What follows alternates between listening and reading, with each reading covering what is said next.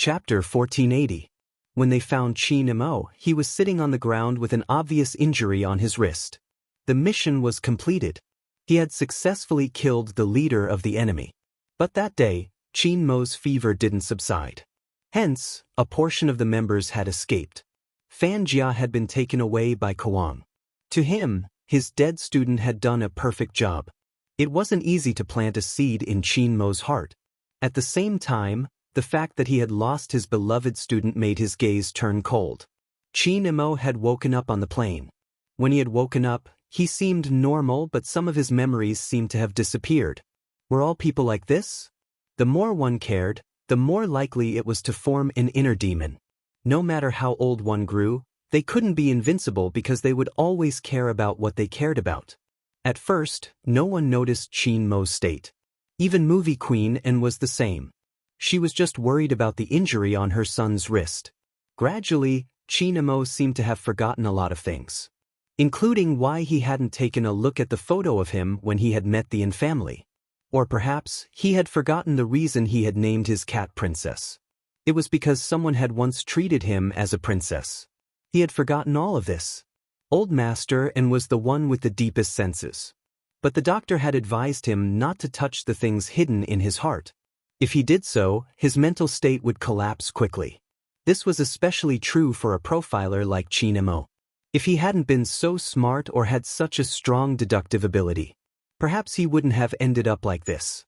But because he understood it too well, he couldn't walk out of it. The only thing Old Master and could find that was similar to when he had been young was the amulet hanging around his neck. As for the rest, there was nothing else. He had even forgotten why he wanted to play games. There wasn't anything bad about this. But every time Old Master and thought about it, he would feel terrible. When Bojiu returned to Fifth Avenue, she realized that the person who had used the honey trap on her wasn't here anymore. That was all she could understand. She didn't know that someone had gone through so much to find her. Smith was right. Z's existence. It wasn't allowed. In this world, there was a balance between them. If someone appeared and broke this balance, they were destined to reach the end. After Kawang took over the organization, he kept quiet for a period of time. Then he started to follow the previous clues and sift through them bit by bit. In the end, he found the hacker's breakthrough point. The biggest taboo for a hacker is to lose their privacy. It wasn't as if such a method had never been used before, because he cared too much. When the method that destroyed her family appeared once again, that was why Bojiu burrowed in. She didn't even think about what the other party wanted. When she arrived at the location, that was the beginning of everything. Kawang's analysis of psychology. It was impossible for others to guard against. He knew how to do one thing in several steps. That was why people fell into it. In fact, people who loved candy always had a naive side hidden in their hearts. Kawang was clear. On the other hand, Bojiu wasn't sure what she thought might not be as comprehensive as she thought. Hence, a little girl holding a balloon became Z's most fatal blow. Many people had told her not to turn completely black. It turned out that there were no weaknesses and no pain when it was completely black. It was a street that no one went to look at, even though there were many people coming and going. No one saw the bleeding wound under the windbreaker she was wearing. Bojiu even thought that everything was finally over. All the loneliness that no one understood. She didn't need to continue. This way, she could go and see her parents. Chapter 1481. But there was such a magical thing in the world. It was also at that moment. The Buddhist words in the amulet emitted a faint light for some reason. Maybe there really was such a person. Even if he forgot you, didn't remember your appearance, didn't remember your voice, and didn't even remember your name. But when he looked into your eyes again, he could still touch your soul. What you were like. No matter who said it, it couldn't be shaken. You just stood there. At the border of black and white. Even if you were muddle-headed and there wasn't a single clean spot on your body, he would still treat you differently. Because he understood you more than he understood himself. Because he loved you more than himself. He had been standing there, cleaner than everyone else. He was like a bright lamp, standing at the most obvious place. Not for any reason, but because after searching for so many years, he still lost you. If that was the case, could you find me?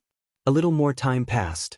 Until that pair of eyes that were as dark as the night opened again on September 28th. A devilish smile appeared on his handsome face. A Z imprint appeared on a completely different body. The gears of fate began to spin again. Z was back. Similarly, the little tiger that belonged to him was back too. It didn't matter if he forgot what light was. It didn't matter if he wanted to become completely black. There was someone who had always been here, using his unique method to wait for the person in his hands. Hamburgers should be paired with cola. That's better. Chin-Mo glanced down and helped her roll up her sleeves. Chin-Mo glanced down and helped her roll up her sleeves. My mom. Chin-Mo glanced down and helped her roll up her sleeves. Bojo replied, oh. She didn't know what she was thinking. Anyway, she was happy with something in her heart. Oh, Bojo replied. He didn't know what she was thinking, but she was happy to have something in her heart. He should have said it long ago. She trusted Grandfather Butler's etiquette skills. He should have said it long ago. She trusted Grandfather Butler's etiquette skills. Now, only little Princess Emo didn't know about this. This way, she could naturally bring him to the proposal venue. Then she would very romantically show him what she had prepared. Everything was perfect. This was simply one of the classic tricks used by an overbearing CEO to woo his little secretary. There was no pressure for her at all. Bojo smiled devilishly. Follow me somewhere? Chin-Mo, who already knew, arched a brow. Where? Chin Group Club. After Bojo finished eating, she tilted her head lazily. That isn't a bad spot. I heard Zhao Sanpang and the others are doing an interview at the television station opposite today. Chin-Mo wanted to ask what this had to do with his proposal. But if he asked, it would be less interesting. He replied calmly with his side profile. Bojo was still thinking about the surprise she would give little Princess Chin later. It would definitely be enough for him to marry her. The more he thought about it, the more obvious his smile became. There is such a thing as being alone and enjoying oneself. Bojo had never done it before. Now that his arm was placed over the window, his eyes were looking out of the window. It was a very handsome posture. That face that was reflected in the window was full of moles and a wanton smile. He was like a child who had finally gotten candy. Of course, he wanted to be happy for a while. Chin-Mo didn't want to laugh, but seeing her like this, he couldn't help but ask, "Are you that happy?" Really? Bojo's devilish smile was still there. You must have eaten something you like. Chin-Mo freed a hand and placed it on her head. Idiot. Chapter 1482. 8:30 p.m. It wasn't early or late. The overtime workers hadn't even returned home. Especially in a city like Jiang City that didn't sleep. Some of them had just arrived at their seats. Some of them were playing with their children in the plaza. Bojo felt that as a domineering CEO, the proposal couldn't be kept a low profile. That was why she had chosen such a time point. Especially when she heard that the main members of Xiangnan were going to be interviewed. She felt that this was a good opportunity. Since she had prepared beforehand, she decided to do it now.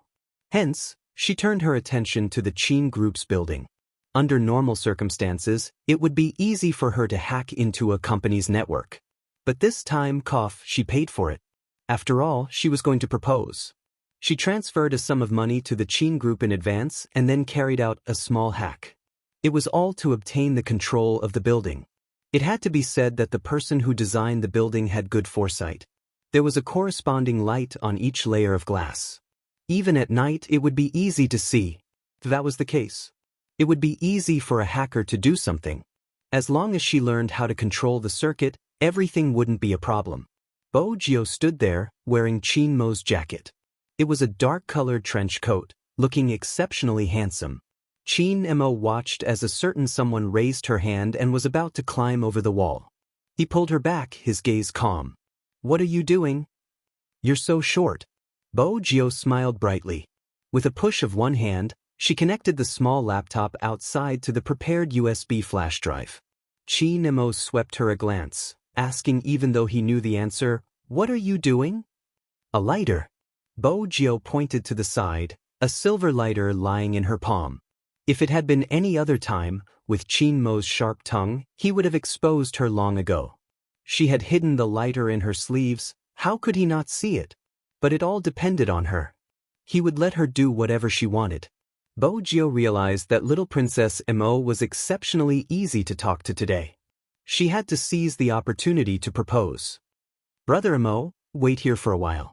Bo Jio ran towards the left. She was wearing a dark-colored trench coat, her silver hair a little messy. Qin Mo watched as a certain someone squatted down. It was probably her first time doing such a thing and she wasn't very familiar with it. She tilted her head, her face serious as though she was lighting something up. Then she raised her head, tilted her eyes, and smiled brightly at him. At that moment, smoke rose. The lights of the city seemed to be reflected in her black eyes. Qin Mo understood. This person is putting her favorite things in front of you to please you.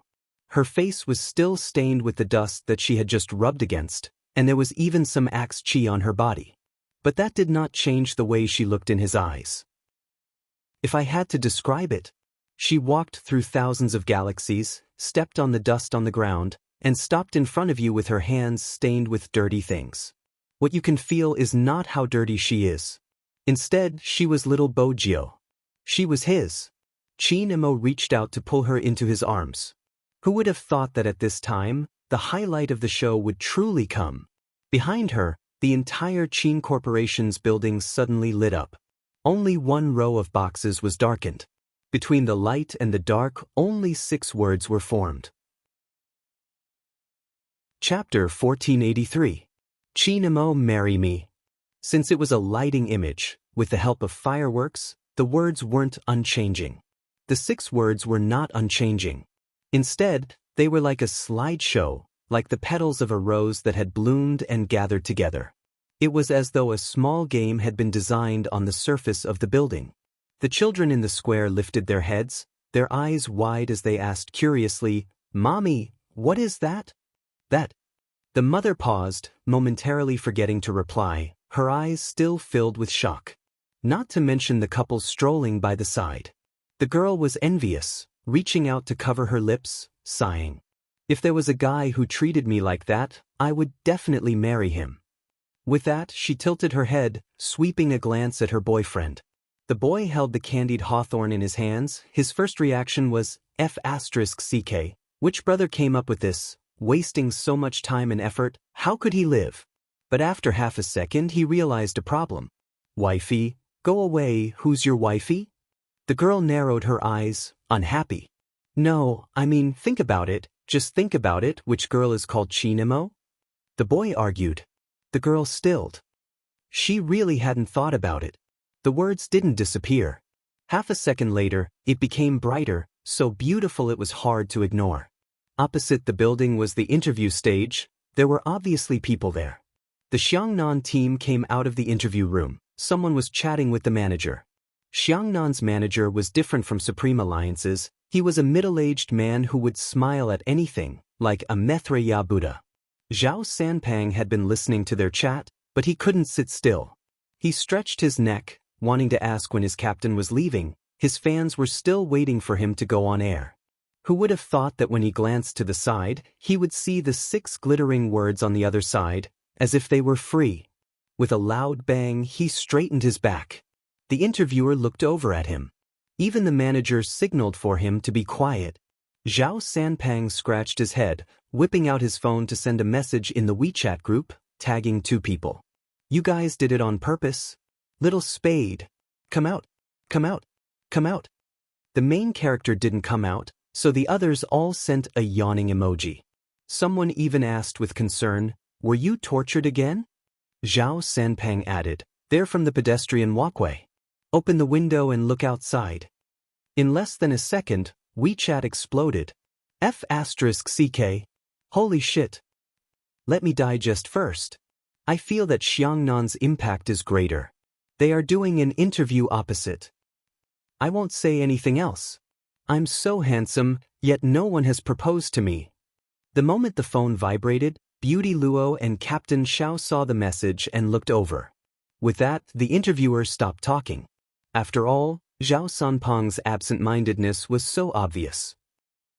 Even the other two followed the interviewer's gaze and looked over. That interviewer was stunned. Propose to young Master Qin? Propose? Propose? He was probably not mistaken. Who could it be? So powerful? Chapter 1484. Even Zhao Sanpeng had said so. She could imagine the scene in the WeChat group. Basically, she had figured out the routine. This was a public display of affection. There was nothing else. Bo Jiao acknowledged this point. In the past, they could only show affection in front of the car. Now it was different. They could declare their sovereignty. But speaking of which, Bo Jiao wasn't sure. From the start, she knew that a family like the Qin group wouldn't allow someone to marry into their family. In addition, little Princess Qin's personality. Bo Jiao thought about this and wanted to say something. Just then, a voice rang in her ears. Very beautiful. So, should she agree or not? Bo Jiao wanted to know. However, she saw him reach out his hand, and his fingertips brushed across her face as if he was wiping something dirty for her. The touch was slightly cold, but strangely comfortable. Let's go. That was it? Bo Jiao looked at the hand that was holding her. The joints were distinct, fair and slender. It was indeed beautiful. But should she agree or not? After getting into the car, Bo Jiao felt that she had to end things quickly. She placed one hand over, an unknown emotion in her eyes. She was about to speak. Suddenly, a kiss landed on her lips. Bo Jiao paused.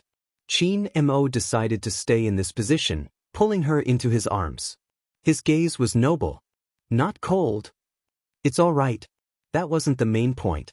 Bo Jiao really didn't manage to finish it in one go. How should she put it? Just, Qin Mo interrupted her, his voice slow. Didn't I already give you my household register? Bo Jiao arched a brow. Qin Mo pushed her hair aside. I've been yours for a long time. Are you the only one who realized this? Bo Jiao's eyes lit up. Her handsome face was a little arrogant. That's not it. I just want to make our relationship more legal. She wasn't a person who followed the rules. But being with little Princess Qin was the only time she wanted to follow the rules. It will be legal. Qin Mo had never been so soft-hearted before. The person in his arms was always like this. She looked like a fox that could leave any time, but in reality, she was more sentimental than anyone else. Qin Mo was glad that he had known since he was young that he had to monopolize such a person. Because there was such a person. It was like a black pearl covered with dust. It looked dark, but once it was placed in the night, it was bright and transparent. We'll get married when you're of age. Qin Mo chuckled lightly, his voice resonating in her heart. I'll marry into the Bo family. What did this sentence mean? Bo Jiao was very clear. If they had children in the future, their surname would only be Bo, not Qin. Moreover, the family of hackers needed to be passed down. This meant that he couldn't join the army, which was against all the rules of the Qin family. What about the Qin family? Bo Jiao was elated, so elated that she paused slightly when she mentioned the most important question. Your mother is a fan of movie Queen, and if you want to be the heir of the Qin family, you can have another child with her while you're still young, but there's one thing. What is it? Bo Jiao arched a brow. Chapter 1485. Everyone in the world knew that her greatest wish was to bring Qin Xiaoma home and raise him. Now it had come true. Bo Jiao was overjoyed. I shall take care of you. Will you follow me back to Fifth Avenue? Sure. Qin Mo smiled. Once I get into university, you can go wherever you want. Bo Jiao's eyes lit up. There are so many places I want to go: Kunlun, Mount Everest, Kukushili and other places, one place a year. Qin Mo pinched her face. As long as a certain someone isn't so mischievous. Bo Jiao smiled suavely. I've always been obedient in front of a beauty. Qin Mo arched a brow. Beauty? This person never seemed to know who the real beauty was. Bo Jiao wanted to say something since she was too happy. But before she could open her mouth, her breath was stolen. This kiss was different from the previous one. It was domineering and unstoppable. The slightly cold lips weren't gentle anymore. Instead, they seemed to be stealing all her thoughts. Even the tip of her tongue had a lingering peppermint fragrance. He only released her when her entire body was numb. He freed one hand and sent a WeChat message. The gist of it was basically, "You guys are interrupting me from agreeing to a certain someone's proposal." Hearing the slightly cold voice, Bo Gio realized that a few buttons on her shirt had been unbuttoned. From a certain perspective, it was indeed an interruption. He also glanced at her, reached out his hand, and fastened the buttons of her shirt one by one. His gaze was very deep. The phone exploded. One could imagine the situation in the WeChat group. Zhao Sanpang was the first to speak. Kick him out of the group. Agree. Agree +1. But it was useless. Chinimo asked, "Are you jealous?" He pulled the hatred towards him to the highest level. But that wasn't the end. Chinimo continued, "Hoshino should be in this group too. I don't have to inform him about my proposal." Zhao Sanpang, you finally did something a support should do. Zhao Sanpang, Hoshino, you Sishin. Every team member felt as though they had witnessed Chinmo's shamelessness once again. Regarding this point, Bo Gio felt that the Almighty was playing tricks on her. Just one sentence, after she entered university. It had been almost a month. Everyone could basically see that the extremely handsome man was holding a book in his hand wherever he went. There was also a time when the blonde from second middle school saw it and was completely shocked. One had to know that although the results of the experts were good, it was really not like them to love learning so much. After all, the two of them had done frog jumps together. This was something only those who skipped class were qualified to do. "Idol, you've changed." The yellow hair was very pained. "You've really changed." Bo Gio smiled with the green foxtail in her mouth. "What do you know? I'm preparing to marry the Almighty." After the Asian Cup, the entire Supreme Alliance was on holiday. There are only a few interviews to be done. She didn't want to show her face. It was a long rest. Of course, she would take this opportunity to study hard. However, no matter how strong the Supreme Alliance was or how much glory they had won, they would never be able to win. There were still many people who disliked Spadesy. Chapter 1486. Supreme Alliance did have its drawbacks. But it wasn't a coincidence. Every team would have its own problems when they reached their peak. It was the same for Supreme Alliance. They treated every match as though it was their last. It wasn't just passion, it was also because Supreme Alliance's lifespan wasn't that long. Not to mention Yin Weao's age. Moreover, most esports players were 18 or 19 years old. After 24 years old, their condition would deteriorate day by day. It sounded cruel, but it was the most realistic truth. That also meant that Supreme Alliance was aging. It wasn't just Yin Weao, there was also Lin Feng, Yun Hu and even Chinemo. They had at most 2 years left in their professional esports career. Moreover, before the Asian Cup, Lin Feng and Yun Hu had the thought of retiring. After the Lin family collapsed, they relied on the company to support them. Lin Feng looked innocent, but in reality, he was more responsible than anyone else. In the past, when the Lin family was doing well, he didn't have to care about anything and just be the young master of the courtyard. But now, it was different. Lin Feng could sense it from the way he treated others. But on the surface, he didn't care. In reality, Lin Feng wouldn't ignore the responsibility just because he was happy in the competition. Including after Supreme Alliance won the Asian Cup, he immediately started running projects outside. Yun Hu asked him out several times. Of course, he didn't ask him out alone. He asked the people in the courtyard to gather together. Lin Feng rejected him several times because he was busy. The people standing beside Yun Hu probably noticed something. They were still in the tea house. One of them laughed. "Little boss Lin is really busy now. How about this? I'll make a call and talk to him about our previous collaboration." With that, he made the call in front of Yun Hu. His motive was to make Yun Hu happy. Yun Hu held the teacup in his hand and didn't look at him. But that person understood that he couldn't hold it in anymore. He wanted to meet someone too much. Otherwise, he wouldn't have given him face. Lin Feng didn't pick up quickly. When his voice traveled over, it sounded like the wind. "Ja, what's wrong?" Nothing much, I'm just calling you out for a gathering. Say, we grew up in the same yard, and it's been a long time since we last met. You said that you need to take care of your feathers during the competition, and now that you're on vacation, there's nothing wrong with hanging out a little longer. Song Jiahe was eloquent. You can't go wrong listening to me. I still have plenty of opportunities. Lin Feng glanced at the watch on his wrist and paused for a moment. Alright, where are you? Same old place, the tea house we used to frequent in the past. Song Jiahe glanced over at Yunhu. Lin Feng didn't talk much when he was driving. After all, he wasn't in the team, so his personality was much calmer. He didn't talk much anymore. After all, this was the biggest taboo in the business world. The less he spoke, the fewer mistakes he would make. Because no matter what you said, as long as the other party had the intention, they would find faults in your speech. That was why in the business world, people would talk less and do more. If Bo Jiao saw this side of Lin Feng, she would probably be in disbelief. But humans seem to be like this. Their personalities were multifaceted and they had a layer of camouflage to better integrate into society. Chapter 1487. But it was just a glance. Lin Feng roughly understood what was going on.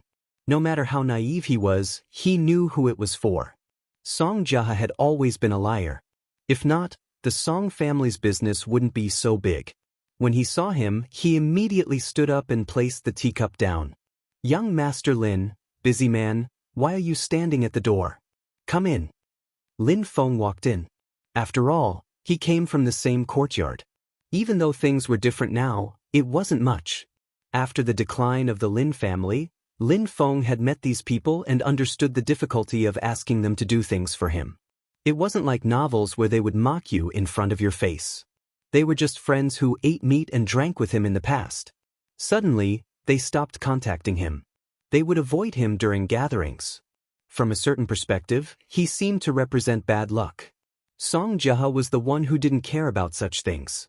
Whenever there was a festival, he would definitely receive red packets. But it wasn't like today. Lin Feng felt that it was rather boring. People who hadn't experienced it wouldn't understand. When you were prosperous, there would be people following you around. When you have nothing, anyone who knows you will feel that you are unlucky. But with Yunhu around, Lin Feng's value was different. When Lin Feng raised his head, he had mostly calmed down. He walked over and sat beside Yunhu. There was only one empty seat. He removed his trench coat and hung it behind the chair. He took out a cigarette from the box on the table. Song Jiahe's mission was to invite Lin Feng out. If he interfered with other matters, he would be afraid that person wouldn't agree. He filled the teacup casually and heated up the atmosphere so that it would be easier for the two of them to talk. Yunhu didn't beat around the bush. Angry. Lin Feng's hand paused and he turned to look at him. Yunhu looked at him, his gaze deep. I asked you out but you didn't come. I had to change the method. How dizzy? Lin Feng took a sip of tea. Can't you tell me over the phone? Yunhu remained calm. There's no atmosphere for a conversation. At this moment, Lin Feng was reminded of the Yun family's teachings. There were countless rules and regulations. There's an atmosphere for a conversation now. Lin Feng smiled. After all, everyone has to give you face. Yunhu could tell that he wasn't happy. But he had no choice. He wanted to see someone. He didn't know if that person did it intentionally or not. It didn't seem like hiding, but it was impossible to say that nothing had happened. If it was someone else. Yunhu's methods had long been used. To be able to make someone like Song Jiahe work for him. It wasn't just because of the Yun family. This showed Yunhu's usual behavior. But it was him. Yunhu gripped the teacup in his hand, slowly releasing it one by one. His fingers were long and slender, his voice faint. Fortunately, you still have the face to let me use it. Lin Feng didn't say anything. After all, he knew that this matter couldn't be blamed on anyone. After all, there was already a gap between the two of them. This was a reality that could not be changed. Yunhu didn't think so. The Asian Cup is over, but are you not planning to return to the team? Chapter 1488. I don't remember, Yunhu replied faintly. Lin Feng arched a brow. You don't remember? He said how great it was to play esports. Just by playing games and doing commentary, there would be a bunch of girls who liked him. He also said that there were so many beauties in the team and he wouldn't have to worry about finding a partner. With the captain as a template, he was a winner in life. In the end, he didn't even see a single beauty, just a bunch of rotten bachelors. It was worse than a university dorm. I almost fell in love with my computer. I didn't even have enough time to sleep. It was like a monk's life. Isn't it good? We won the national championship. That was what Yoon-hoo said, but in his heart, he was thinking, I didn't join Supreme Alliance for any other reason. After Fong-yi convinced you, he understood that he was indirectly trying to convince me. Lin Fong placed his teacup down and leaned back. It was indeed good, the national championship, the Asian Cup. This is what we have always wanted. After so many years, we finally got it. But esports has always been a youthful industry. My condition can't always be this good. Besides, you should have felt it, I'm starting to deteriorate. This has nothing to do with anything else. It was just a natural reaction after reaching an age. Yoon-hoo didn't reply because he knew Lin Fong was speaking the truth. Even if they wanted to, they wouldn't be able to stop it. Lin Fong glanced at the ceiling. It was really good when we were young, it was really good to play games, but there was no other way. I would grow up one day and so would you. Ever since Supreme Alliance was established, we have been through so many things. When we weren't doing well, people looked down on us and anyone could take advantage of us because we weren't recognized by the mainstream. It wasn't easy for us to persevere until the Asian Cup. They made our captain and little Spade retire in order to achieve the perfection in their hearts. The scariest thing in this world isn't the darkness. We survived it. The scariest thing is probably the darkness again. I can't care about it. I don't want to talk about the fame and fortune. I want to retire. Yoon-hoo's fingers paused. Of course, that's next year. Lin Fong lifted his arm. I can't bear to leave everyone. Yoon-hoo glanced sideways at his face, but he couldn't see anything. Just as he had said, this person had grown up. Even if he was a little tired, he wouldn't be the same as before. He wouldn't act like he did in the past. He looked at him and just smiled. Yoon-hoo couldn't describe the feeling in his heart. It was very uncomfortable. However, she also felt that this person was ridiculously handsome when he turned into a man. Lin Fong took another sip of tea. I wonder what kind of words Fox Fong will use when he recruits people this year. You don't have to bluff me. Yoon-hoo smiled, which was rare for him. Lin Fong thought about it and said, that's true, there's no need to bluff them. If they really can't find a partner, they can still deal with it internally. With little Spade and Captain there, do you know that Zhao Sanpang almost jumped out of the phone? Yoon-hoo glanced at him. You still know how to digest it internally? Lin Fong smiled. Why don't I know? Yoon-hoo didn't want to continue the conversation since there were other people around. He didn't care, but he knew that Lin Fong had his own concerns. Especially in this kind of situation, he probably didn't want to feel that way. Chapter 1489. If we meet in the future, there's no need to do such a thing. Lin Fong played with the teacup. In front of Yoon-hoo, he still couldn't change his bad habits. Even though he wouldn't say anything in the business world, there was no knowing what was in a person's heart. The more he said, the easier it was to be misinterpreted. But Lin Fong thought about it.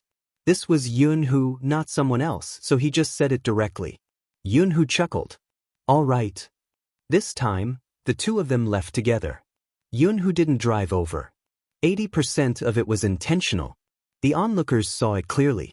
When he sent them off, Song Jae-ha was still smiling, looking at Yoon-hoo with a deep gaze. Yoon-hoo only showed him the side of his face. Song Jae-ha immediately restrained himself. Lin Feng's next actions proved that he was still Lin Fong. Even though the Lin family had failed, his temperament was still there. He patted his shoulder with a smile and casually threw him a cigarette. Contact me when you're free. He was still free and easy. That face was beautiful, but upon closer inspection, it became more angular. Song Jae-ha roughly understood why his biggest partner couldn't bear to part with this person from the Lin family. He introduced many people to him. He always told them to scram. But he never said anything harsh in front of him. It was probably because he had been through so much, but he still had a trace of youthful spirit. Of course, there were people who looked for young shampoo. But that was different. Lin Feng had something different. For the people in their circle, as long as their families failed, they would lose all their edges and become extremely decadent. Even though Lin Feng wasn't the same as before, it was strange that he could still be like this after accepting everything. Song Jiahe was a social network person. He knew the attitude people had towards Lin Feng. That subtlety could sometimes destroy many people. In the past, Song Jiahe had always thought that young Master Yun was interested in Lin Feng's looks. After all, there weren't many people with such integrity in their circle. But it depended on who wanted it. If it was young Master Yun, there would be a bunch of people coming for him without even saying a word. Now, Song Jiahe understood that it had nothing to do with looks. It was probably because he liked Lin Feng for too long. Or as people often said, good-looking skin is the same, but interesting souls are one in a million. Only young Master Yun himself knew what kind of Lin Feng he liked. Song Jiahe had always known that he was just a pimp in the eyes of others. Speaking of which, this was his first time pimping someone so pure. Just for a meeting? Song Jiahe looked at the two of them and put the cigarette in his mouth. They were really ruining his reputation. He, young Master Song, had never done such a pure and affectionate business. Some people probably didn't understand. They were used to seeing power and sex deals. When they looked at the two of them again, they always felt that this was probably what love looked like, even if they weren't together. In reality, even though Lin Feng was enjoying himself, when Yunhu sat beside him, he couldn't help but want to say something. The distance between them was too close, so close that he could even smell the aroma of the tea on his body. In addition, the two of them were in the car. It felt a little weird when it was quiet. After all, he was the one who started the conversation. Fox Feng told us to gather at the club tomorrow. Have you received the message? Yunhu glanced at him, replying slowly, I was the one who informed you. Lin Feng. Chapter 1490. Too many things have happened recently, my brain isn't working well. Lin Feng coughed lightly, lowering the window. Let's get some fresh air, it's stuffy in the car. Yunhu didn't expose his clumsy acting since he was well aware of his explosive personality. Hence, he glanced out of the car. Even so, Lin Feng still felt that the atmosphere was indescribable. After all, he couldn't continue the awkward conversation. Just as he was hesitating about what to do, a message saved him. In the past, he hadn't liked receiving such messages. After all, no one liked being fed dog food. However, Little Spade had recognized him as a brother and would ask about his captain's preferences. After he was done, he would ask him with an enigmatic smile, when are you going to start dating? Lin Feng felt that the first part was just a prelude, the last part was the fatal blow to the single dog. Today, the message was finally delivered in a different way. I heard you are with Almighty Yun? I have 4 movie tickets here. As an important supporting role, I sincerely invite you and Almighty Yun to help me boost the box office. Box office? With his goddess, movie queen and supporting them, how bad would the box office be? Besides, everyone knew that the movie was selling like crazy. Little Spade wasn't asking him to go for the box office. He couldn't fall for it. But, oh right, I forgot to mention, here's a signed uniform from your goddess, I'll pass it to you when you arrive. This nickname was given to Bo Jio by Little Spade. After reading her message, he was in a dilemma, debating whether to go to the Yun family's house or the cinema. After all, if he went to the Yun family's house and saw his godmother, she would definitely invite him over for a cup of tea. Normally, she would ask him to stay over. In comparison, going to the cinema wasn't as awkward. With that in mind, Lin Feng asked, are you free later? Little Spade invited us for a movie. Do you want to go? Yunhu turned off the message, replying with a natural image. The naive Lin Feng could tell that it was a ploy, but he hadn't expected it to be a trap. On the other hand, Bo Jio smiled lightly, her thin lips lifting as she replied, you're welcome, see you at the cinema. Speaking of which, she hadn't watched a movie with the Almighty. This was the perfect opportunity. Bo Jio packed up quickly since she had mastered the technique. After putting on the trench coat, she first put on a black mask, then one for the Almighty. Qin Mo arched a brow and placed the book down. What are you doing? After studying so hard for so long, I've decided to give myself a reward. When Bojio smiled, the mole under her eyes was obvious. Let's go watch a movie. Chin Mo glanced up, his aura noble. His voice was deep because of the mask. Little Bojio, do you need me to remind you how many days are left until the college entrance examination? Or do you not want to marry me? Do you want to abandon me? Only the Almighty would be able to ask a girl to marry him without any hesitation. Bojio replied with a serious expression. I think we should nurture our relationship. The fans are saying that we haven't had enough dog food recently. Chapter 1491. This was the downside of being an old married couple. Little Princess Chin was no longer the person whose ears would turn red with every word she said. Bojio glanced over. She didn't fall for his trap.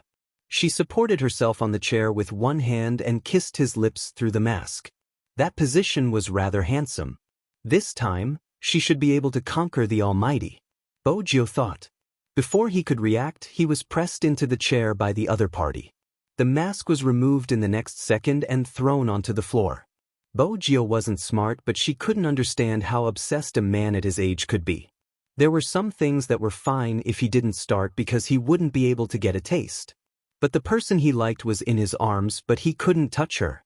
After all, a certain someone wasn't old enough. In the past 3 times, he really couldn't take it anymore. Moreover, a certain someone was always teasing him. Recently, Chin Mo hadn't kissed her in order to prevent himself from losing control. This action could be said to have ignited all the flames. Bojio could feel his body temperature rising under her palms. His breath was still hot when it landed on her lips. Even though it was slightly minty, it made her feel hot. She couldn't help but feel her body heat up. He didn't hold back when he reached in. When his fingertips slid past her waist, a numbness spread from her tailbone. Bojio hugged his neck to prevent herself from slipping off the chair. Her face was flushed and even her lips were a little watery. Chin Mo watched the person in his arms, his gaze deepening. When it reached a certain depth, his long fingers unbuttoned her shirt and he leaned over to kiss her fair collarbone. Bojio trembled. She couldn't resist the pleasure. It was like a wave sweeping over her. Because of a kiss. The two of them left half an hour later. But they didn't go all the way.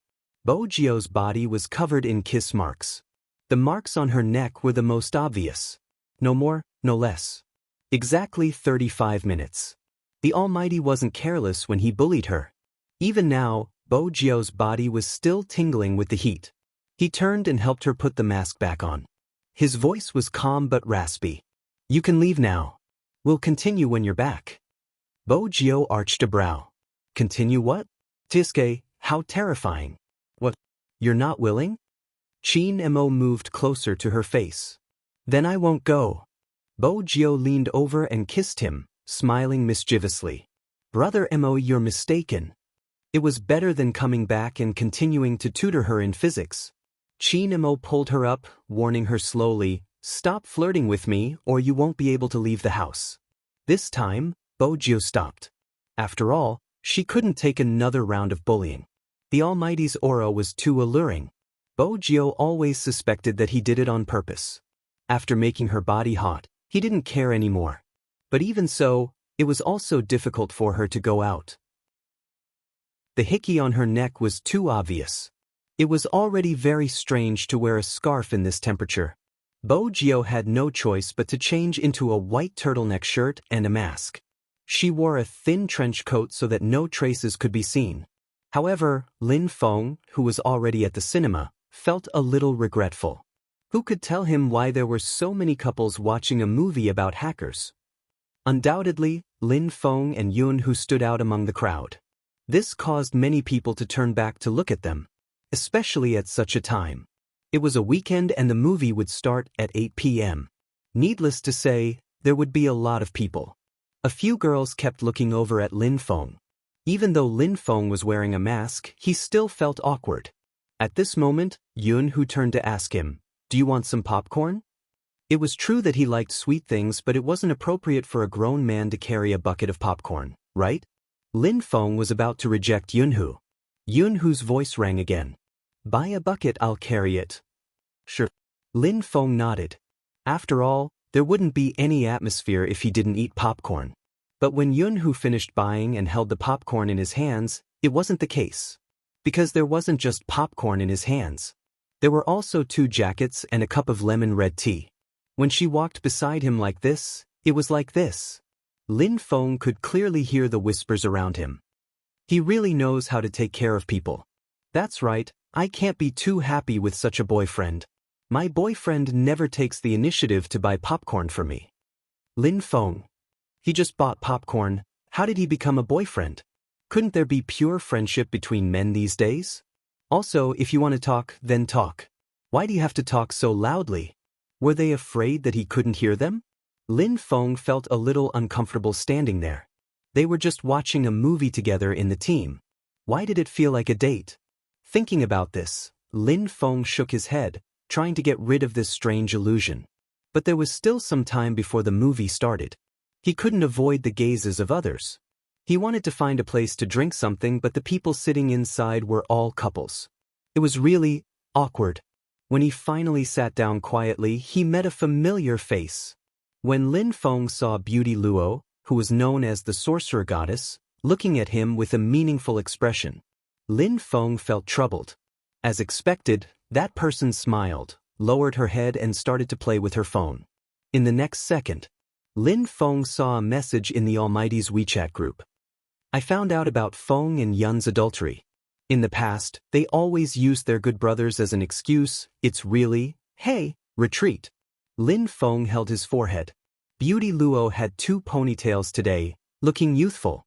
Why do you care so much? There seems to be a problem. Problem my foot. Lin Feng was helpless, sitting down.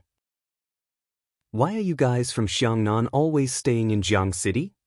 Beauty Luo smiled. We're recruiting, there are many talents in Jiang City. If Xiangnan had a branch here, would my almighty Z have been snatched away? Big sister, Little Spade was subdued by our team's charm, all right? Beauty Luo narrowed her eyes, feeling a sense of danger. Who are you calling big sister? Little sister. Lin Feng immediately changed his words. Little goddess. Beauty Luo took a sip of tea. Little submissive Lin is such a good boy. Lin Feng, MH? They all replied. Beauty Luo unlocked her phone. Send a couple photo of you and Yun-Hoo saying that they wish you a happy marriage. Lin Feng unlocked his phone and sent 2 words in the group chat. Heh. Only after sending the message did he realize something. You came by yourself? What are you doing here? Beauty Luo bit on her straw, seemingly indifferent. Blind date. Lin Feng. Chapter 1492. Blind date? Are you serious? Lin Feng was still in disbelief. Even Yun-Hoo, who was standing at the side, furrowed his brows. Beauty Luo chuckled. Is it that strange? I'm one of the older pro players. Plus, it's not like you guys don't know where I came from.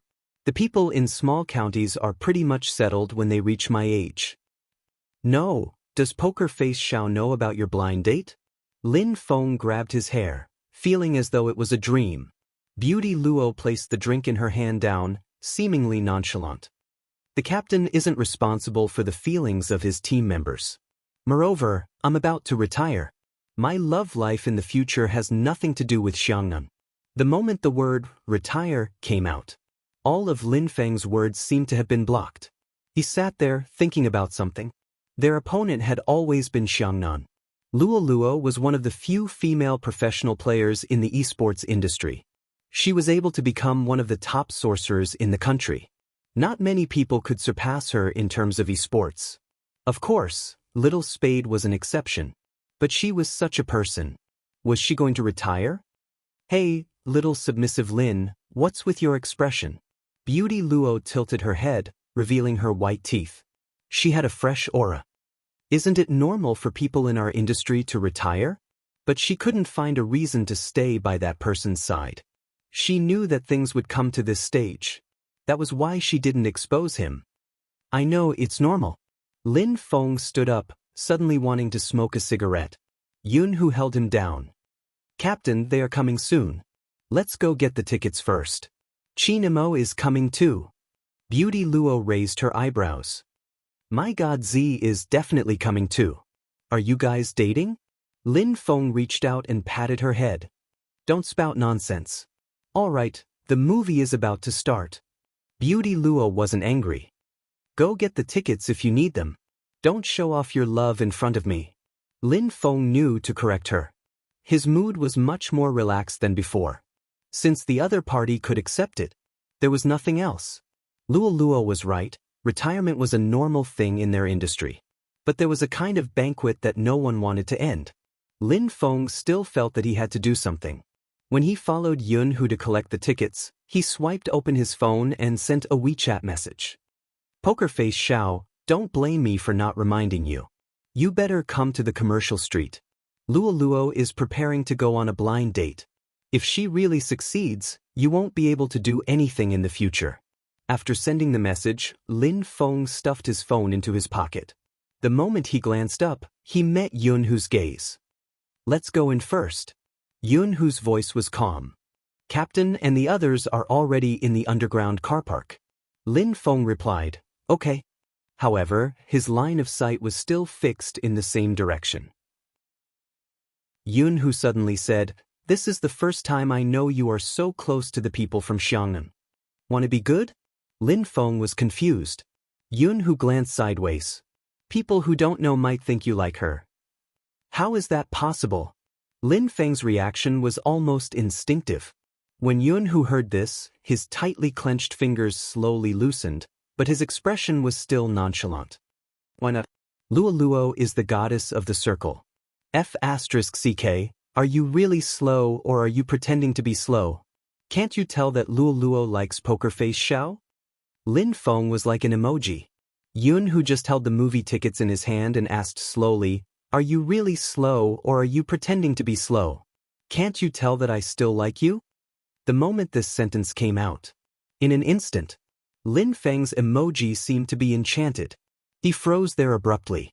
The surrounding sounds seemed to have been covered. Regardless of whether it was the sound of the movie preview or the noise of the people coming and going, it seemed to have faded at this moment. The only thing left was the sound that kept replaying in his ears and his increasingly rapid heartbeat. Bang, bang, bang. Lin Feng opened his mouth and was about to speak. Yun Hu interrupted him. His gaze was incomparably dark. I'm not joking. Choose again. Do you want to be a lover or break off our friendship? There is no third choice.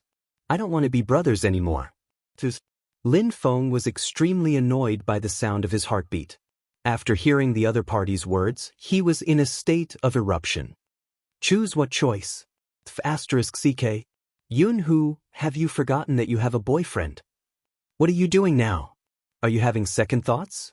I always knew that your circle is messy. You don't take sleeping with others seriously. You even do it in the bathroom if you like someone. But you can't do this. Before he could finish his words, a jacket fell from the top of his head. It had a faint smell of tobacco and popcorn. It directly dragged him to a certain place. Lin Feng couldn't see. The only thing he could feel was that his entire body was pressed against the wall by the other party. The back of his head touched the wall. He wanted to move. A familiar breath suddenly pasted on his lips. Both of them had just drunk tea. There was still a faint taste of Longjing tea between their lips. But it was this faint taste that made Lin Feng's scalp go numb. Because he clearly knew that Yun Hu was kissing him. In such a place. In the crowded cinema. Even though his head was covered with a jacket. But they were so close to each other. There was a possibility of being discovered. Even if they couldn't be discovered. But Lin Feng's heart felt as though it was about to explode. It beat faster and faster. The faster it beat, the hotter it became. Yun Hu seemed to have planned it from the start. He wouldn't let him off just like that. It was different from the previous times. The lack of oxygen made Lin Feng's waist weak even after he pushed him away. Not to mention the silver strands that flowed down the corner of his mouth. **ck. Lin Feng wanted to reach out to wipe away the burning sensation. In the end, he could only tug on his jacket. His breathing was still unstable. He lowered his voice and said, "Are you crazy? In such a place, Yun-Hu looked at the person whose hair was messed up by him. He took another step closer. You mean it's fine if we don't do it in such a place? Both of them were about the same height. If they were to compare, Yun-Hu was still taller by 3 centimeters. Both of them were tall and slender, yet the atmosphere was so unusual. There would definitely be people stopping to watch. Lin Feng's voice became softer. This was the first time he felt that Yun-Hu was so dangerous. In the past, Yun-Hu had never been like this. Chapter 1493. He realized that there were more and more people. Lin Feng wore his mask and turned to leave. But Yun-Hu blocked his way. I don't have a boyfriend. Yun-Hu's gaze deepened. Before you agree, I won't have any lovers, regardless of gender. I thought you already knew this. Lin Feng couldn't take it anymore. He grabbed his collar and pushed him against the wall. You don't have a boyfriend? That boy from before, was he a fake? Yun-Hu, let me tell you, regardless of whether you like girls or guys, you can't be a jerk. His sudden outburst stunned all the girls around him. Is Little Shou jealous now? It's obvious, but Little Shou looks handsome when he's jealous. You haven't even seen his face and you say he's handsome. His figure and aura are so good, it's impossible for his face not to look good. He looks so familiar with his mask. Alright, stop talking. It's time to think about your 2D Prince Charming again. But he does look familiar. Lin Feng tugged Yun-Hu. Let's find a quieter place to talk. Okay. Such a cooperative attitude made Lin Feng pause for a moment. He really wanted to beat him up. What exactly was wrong with Yun-Hu? Was this how he treated relationships? It wasn't easy to find a quieter place in a huge shopping mall. Lin Feng dragged him forward. In the end, Yun-Hu glanced to the side and reminded him. There's an emergency exit on your left. Lin Feng finally regained some rationality. He pushed the door open and dragged Yun-Hu into the tunnel. There were 2 people smoking there. When they saw them, they thought they were going to fight. They hurriedly extinguished their cigarettes and walked out. Lin Feng inhaled deeply and was about to say something when Yun-Hu interrupted him. Yun-Hu interrupted him, his lips lifting slightly. I'm very happy. Happy? Lin Feng's anger grew. What are you smiling about? Is this something to be happy about? Yun-Hu's gaze deepened. You are jealous because of me, how is that not something to be happy about? Lin Feng paused, his voice sinking. I'm not. If you didn't, you wouldn't be acting like this. Yun-Hu allowed him to tug on his collar. Let's talk about the boy you mentioned. He isn't my boyfriend. I hired him to act. Acting? Lin Feng felt like they weren't on the same channel at all. Yun-Hu took a step forward. Because I was afraid I wouldn't be able to control myself and would be pushed away by you, I didn't even want to be your friend. Instead, I found someone so that you wouldn't disgust me so much. Lin Feng's grip loosened by more than half. The pause on his face was very obvious. He never expected things to turn out this way. Back then, I thought about how you would react when you saw me. Even if there was something wrong, I wanted to try again. But you kept wishing me happiness and even heaved a huge sigh of relief. It was as though you wouldn't be harassed by me anymore. You probably don't understand how it feels. The person you like doesn't like you and is trying his best to get you together with someone else. That's why I said I'm happy that you're finally jealous. Admit it, you like me too. Lin Feng froze. He didn't know if it was because of his actions or his words, but he didn't even know where to place his fingers. Yun-Hu was a little unrestrained. His fingers slid up his waist. From his perspective, as long as this person didn't reject him, everything wouldn't be a problem. Lin Feng felt as though his life had been exposed. His waist turned soft and the back of his ears turned red. Yun-Hu lowered his lids and pressed against the side of his face.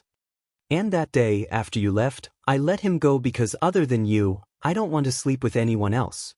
It was the same in the past and it will be the same in the future. Sleep your head. Who's talking about this? Lin Feng tilted his head and muttered. F***ck, F***ck, don't touch me randomly. The smile on Yun-Hu's face deepened. I won't touch you randomly.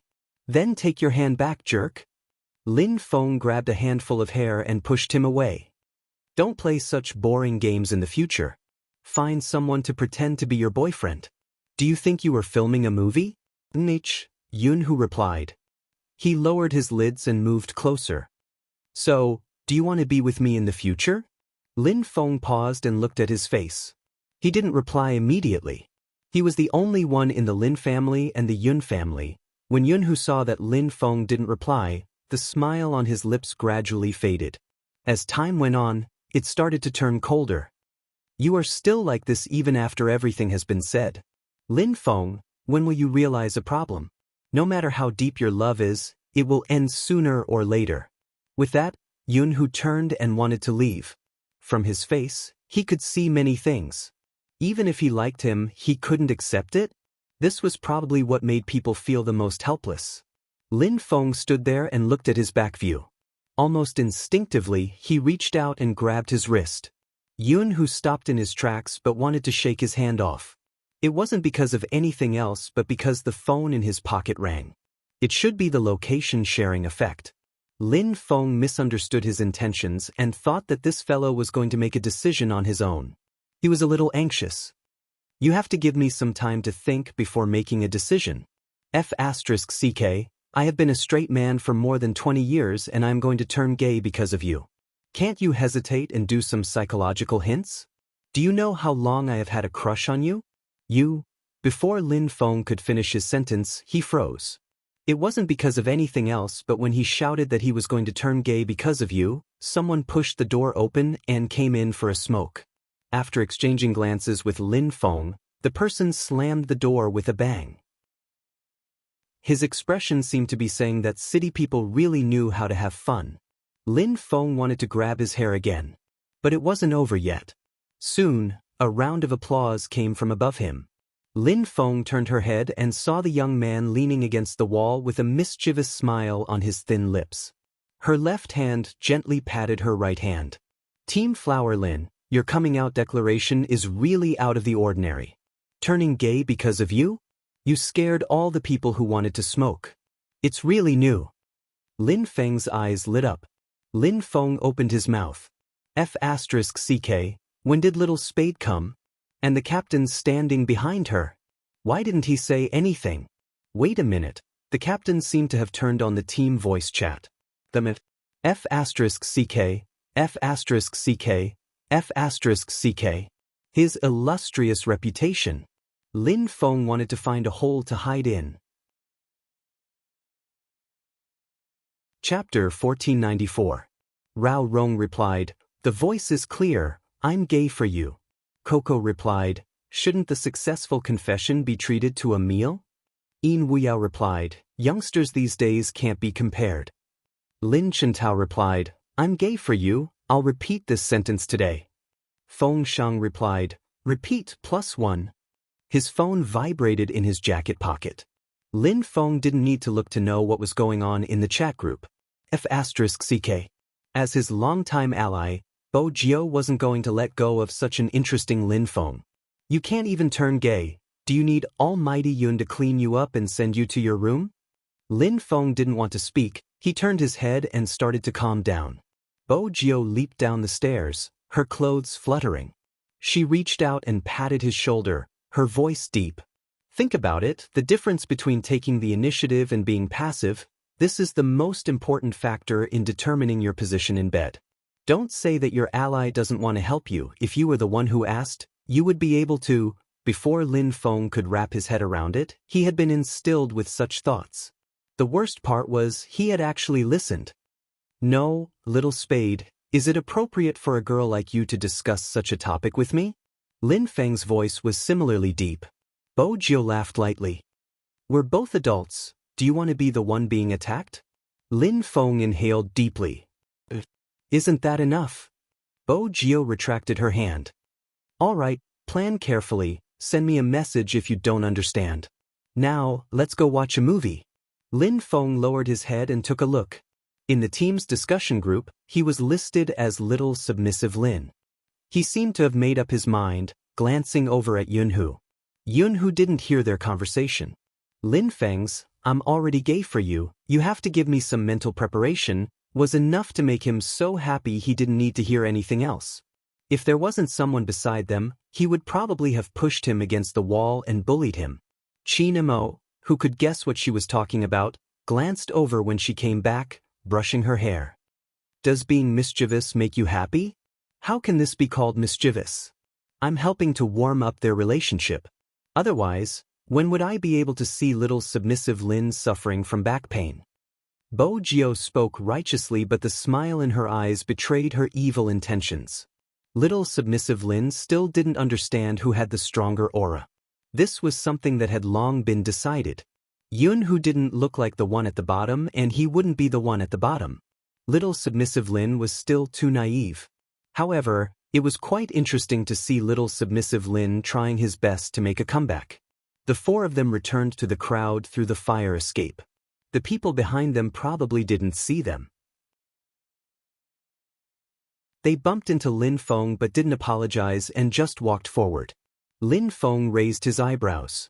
Just as he was about to call him back, he saw that person pull out a chair and sit opposite Beauty Luo. From this angle, the people in the coffee shop couldn't see outside. But the four people outside could see inside. Bo Jio raised a brow. "What's going on? Didn't you see the Almighty's discussion group?" Lin Feng glanced sideways. "Lu Luo is on a blind date." "Blind date?" Bo Jio paused. She realized that he definitely didn't want anyone to see such an occasion. Any girl wouldn't want to face such a situation, especially a girl like Beauty Luo. She lifted her feet and was about to leave. But the conversation on the other side was still heard. The man looked very greasy. He probably came from a rich family. From the moment he sat down, the first thing he said was, "The matchmaker didn't exaggerate things. Miss Luo is not bad-looking and tall. She is a good match for me." Luo didn't say anything. She just smiled. After all, she couldn't tell how 168 meters and 169 meters were compatible. Was there only a difference of 1 centimeter?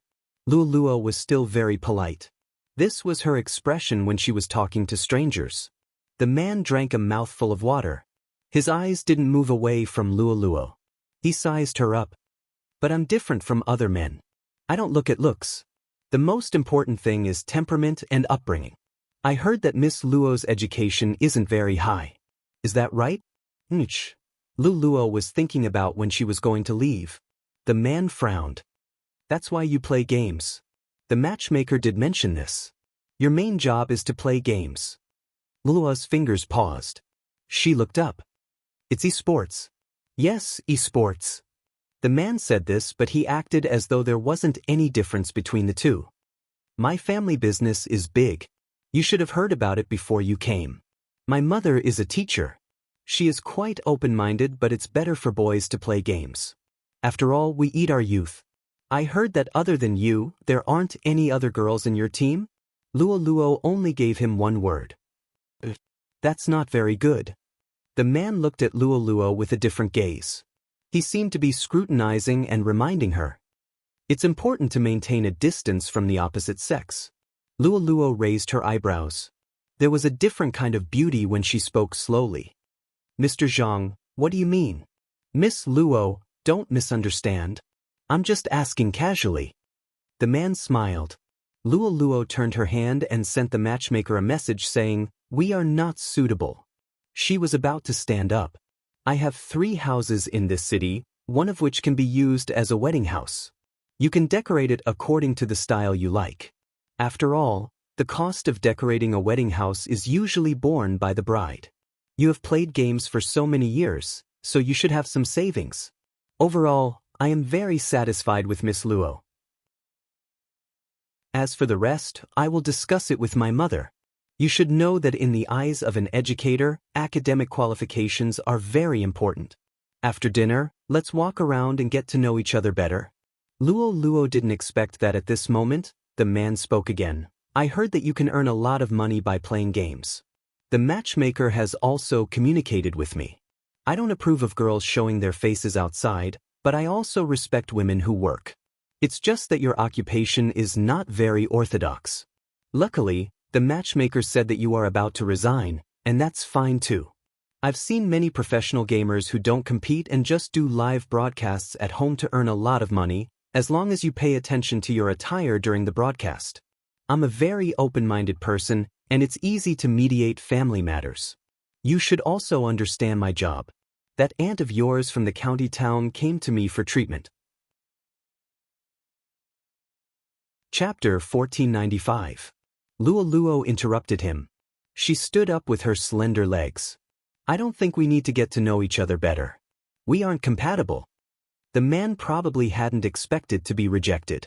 His eyes widened. Then he took a deep breath and said loudly, "Isn't it just a lousy gamer? Why are you so arrogant?" Luo glanced back. Her gaze was cold. I'll tell you one more time. I play esports. Miss Luo, you don't seem to know. I've heard about you. You're a girl with no background. You were able to become a professional gamer because you did things that others weren't willing to do. You're good now, but who knows where your money came from?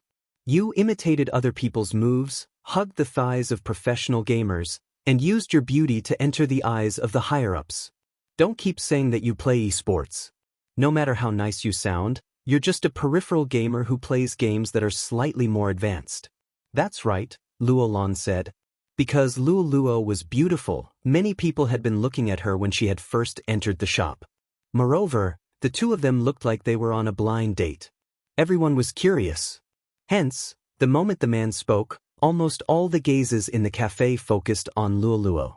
There were some who liked to play games too. Previously, because of the direction Luo was sitting in, they could only see her back view. Now they could even see her face. Their eyes were filled with curiosity. She must be Goddess Luo. So, the things online are true. What did I say? Which girl doesn't fake her moves when she plays games? This isn't anything new. She imitated others and then started to accompany the higher-ups. She just did a good job in public relations. No one found out. When the sound of whispering could be heard, Luo's entire face turned pale. There were some things that didn't seem to matter no matter what you said. People would only believe what they were willing to believe. Until now, Luo still couldn't forget the first time she had entered a professional team. A reputable person in the circle, who was known to be the most willing to help newcomers, had sat at the table and told her that if she was willing, she could get as much money and connections as she wanted. With Luo's temper, she would definitely not agree. After apologizing, she stood up. But in the end, he was still a member of the team. Because the line was pulled by the club, it was impossible to act like in the TV dramas, where a cup of water was splashed over. In reality, Luo had been a little scared at that time. At that time, she had never imagined that such things existed in her favorite industry. Even her left hand was trembling when she walked out. She had originally thought that her agent would stand up for her after hearing about what had happened. Unexpectedly, her manager only said, "Pretend that nothing happened. Luo, this is for your own good." Luo was indignant, especially when she heard that person say that she was completely impolite and her skills were average. Impulsively, he replied on the internet. The man changed the topic and talked about what happened last night. He said, "Girls need to be reserved. It's easy for people to misunderstand you when you're so proactive. You used to be cold and hardworking before, but when you're at the table, you're completely different. You don't need to wear revealing clothes, but some of your actions are so passionate that it makes people uncomfortable." A lot of people started to follow suit, basically asking for details. There was no lack of people in the industry who would give you an answer. Another girl in the team jumped out and pretended not to know anything. No wonder Sister Luo wasn't with us last night. She had another dinner appointment. That's weird. After all, Sister Luo doesn't look like that kind of person. As expected of the old saying, you can't judge a book by its cover. Luo couldn't remember how many people had guessed her at the start. It was just that in every match he would always receive strange looks from the audience. That kind of gaze, when it landed on her body. She would always want to open her mouth and say something. But at the same time, she realized that no matter what she said, no one would listen to her. Because they would ask her why she didn't say anything back then. They would even say that if she wasn't willing, she shouldn't go. Or perhaps, it was all for money. If not, they would have caused a ruckus a long time ago. From the time the incident happened to the time she left the team, she had experienced the darkest days of the 3 months. It wasn't that she hadn't thought of giving up. When she was alone, she just wanted to cry. But she couldn't cry because there were many people looking at her, waiting for her to fall. Even if they couldn't replace her position, they could use her as a topic to talk about her. It would make them feel that they were facing a common enemy. During the live stream, the bullet screen was filled with scolding. Even so, she had to go online on time to play the game. If not, she would feel guilty and didn't dare to face the public.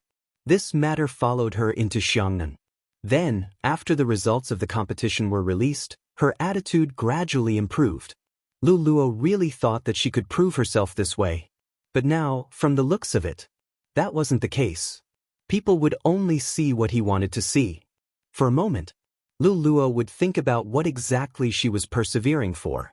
It was too difficult to admit that she was a lousy gamer. It was too difficult to just treat playing games as a money-making job. But so what? No one would believe that she truly loved it. The man looked at Lolua's expression and became even more delighted. That's why I said that one shouldn't be too arrogant. Those things about you are no longer spread. Do you really think that you are a goddess that people are fighting over? But this time, before he could finish his sentence, a lazy voice interrupted him. However, she was interrupted by a lazy voice. She has always been a goddess. It was Bojio. She stuffed one hand into her pocket and walked over. Her handsome face didn't seem feminine at all. On the contrary, because of her messy silver hair and black windbreaker, she gave off an impactful aura.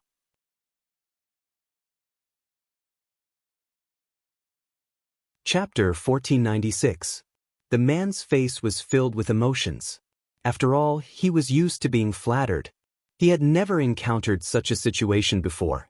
He could even hear the discussions around him. They seemed to be pointing at him. The man flew into a rage. Miss Luo, you are really interesting. Since you already have a man, why did you come out for a blind date? Bo Jio's eyes narrowed. She tugged the man's collar and smiled devilishly. Mr. Zhang's eyesight isn't good. Which eye of yours saw that I'm a man? But it is true. As a man, you aren't even as tall as a lady. It isn't strange for you to have such thoughts. Men hated it the most when people made an issue of their height. Right now, he wanted to tear them apart. Hearing the laughter around him, his voice deepened. These days are really sick. There are so many people who are neither male nor female. Come to think of it, for someone like Miss Luo, only someone like you is fit to be with someone like you. When Luo heard this, the look in her eyes changed. She took a step forward. But her wrist was suddenly pulled back. Her back was pressed into an embrace that smelled like research water. That smell was very familiar. Every time she encountered a weakness during training, he would hold her mouse and demonstrate a more accurate way to play. Even though they were often together, they had never been so close to each other. Luo couldn't help but look at his slender fingers. Even though they were often together, they had never been so close to each other. When she lowered her head, her long hair landed on his wrist. Luo froze. Why was he here? How much did he hear?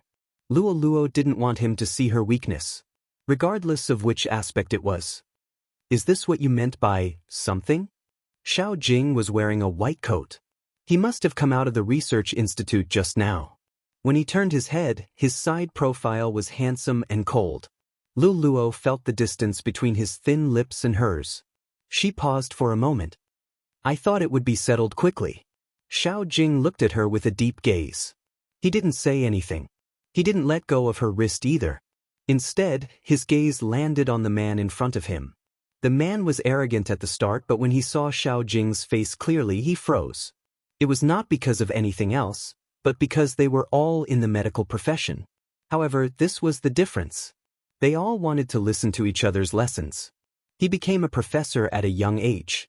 It was basically impossible for it to exist in the country. But there was such a person. He did medical research, but what was more impressive was that his ability to perform organ surgery had already reached the international level. The man didn't expect that a gamer would know such a person. It could be seen that he didn't pay attention to esports at all. Otherwise, he wouldn't have been oblivious until now. The person he wanted to curry favor with in real life was the captain of the Xiangnan team, Dr. Xiao. The man laughed dryly, trying to salvage something. It's a misunderstanding. It's all a misunderstanding.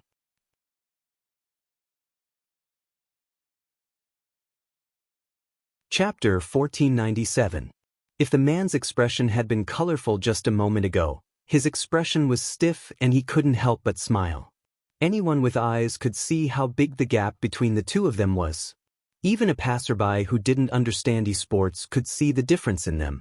With such a handsome boyfriend, she didn't need to go on a blind date. Moreover, Xiao Jing was wearing a pair of gold-rimmed spectacles and a white coat. He looked like a doctor who had walked out of a manga. His aura was extraordinary. Luo Luo, who was in his hands, looked like a typical handsome man and beautiful woman. They were a perfect match. Whether it was in terms of height or appearance, it gave people a pleasant feeling. It seemed as though only such a man could suppress Luoluo's beauty. Hence, it wasn't a sin for a girl to be beautiful. It depended on the person who matched it.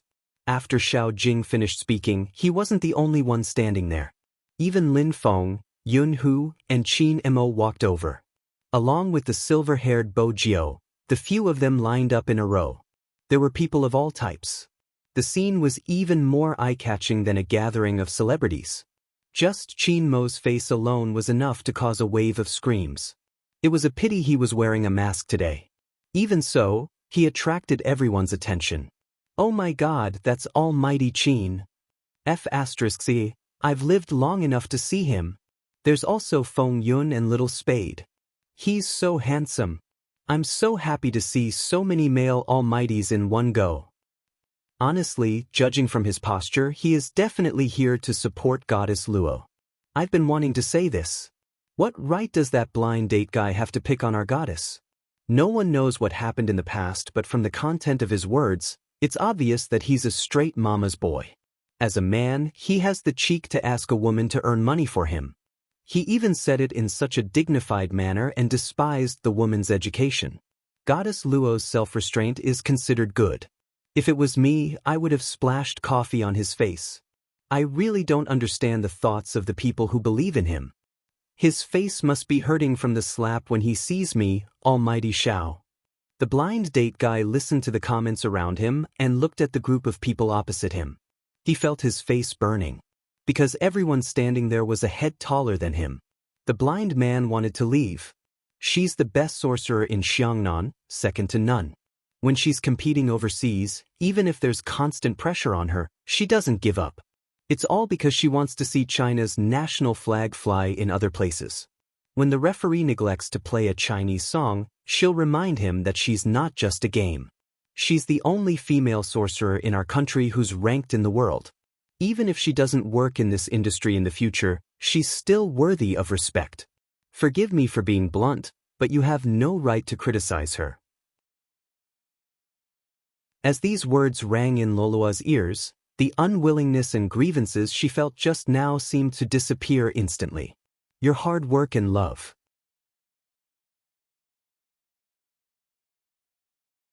Chapter 1498.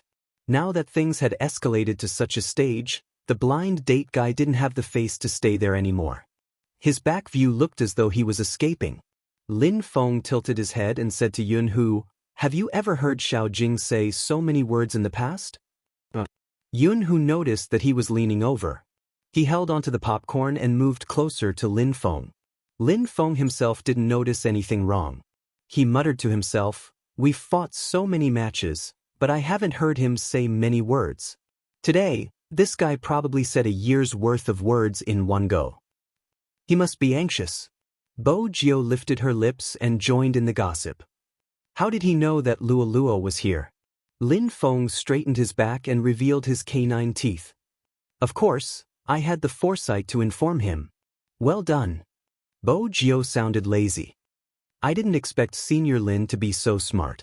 Lin Feng. This didn't sound like a compliment. Today's day was also very different from the rest. From the two at the start, there were 4 of them, and now, there were 6 of them. They stood there majestically. All of their looks were on point. It was indeed eye-catching. "Hey, will we be recognized?" Lin Feng asked again. Bo Jio glanced over. "Senior, you're really slow. F***ck, what should we do?" Lin Feng didn't want to be chased. Besides, he wasn't in a good state today. Bo Jio straightened. "There won't be anyone staring at you if you check in." At the start, Lin Feng felt that it was a good idea. He felt the same when he sat down. But after 30 seconds had passed, Fang Jingji's expression changed. Only then did he realize that something was wrong. The people sitting in this row were all couples. Only he and Yun who were males. Lin Feng could feel the 2 girls in front of him turning back to look at them. He was too naive. How could he believe little Spade's words? No one was staring at him. To make himself look less awkward, Lin Feng reached over to grab a handful of popcorn and stuffed it into his mouth. Unexpectedly, he grabbed Yunhu's hand. As if he had been electrocuted, Lin Feng's back suddenly stiffened. He explained, I just want to eat some popcorn." "I know," Yunhu said, but he didn't let go of his hand. Instead, he interlocked their fingers and hung by the side of the seat. The cinema was already very dark, so no one would have seen this scene. However, Lin Feng felt that the temperature between his fingers was extremely high. It was so high that he couldn't help but tilt his head. His heart was beating so fast that it felt like it was about to jump out. He did not know if it was because he was worried about being seen by others, or simply because he was holding his hand. In fact, none of the 6 people who came were watching the movie carefully. Qin Imo placed his hand behind her back, caressing her hair casually. Suddenly, he seemed to have thought of something. He turned and said in a low voice, "The next time we watch a movie, we'll do it together." Bo Jio raised her eyebrows in confusion.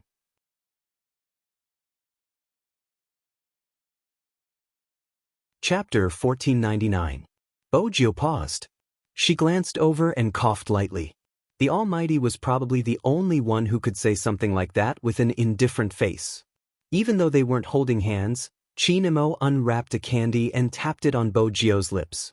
Luo Luo found it hard to imagine that the arrogant person who looked down on everyone would do such a thing one day. There was not the slightest hint of incongruity. Even when the 2 of them were together, they looked like a good match. Bo Jio was still wearing a black jacket. She exuded a punk vibe, looking extremely dashing. She looked at him for a while, and when her right hand dropped down, it brushed against Xiao Jing's shoulder. Xiao Jing tilted his head, still not saying much. "Popcorn." Luo Luo shook her hand. After interacting with him for so many years, this was the first time she felt awkward. It was probably because of the blind date. She couldn't really look at that face.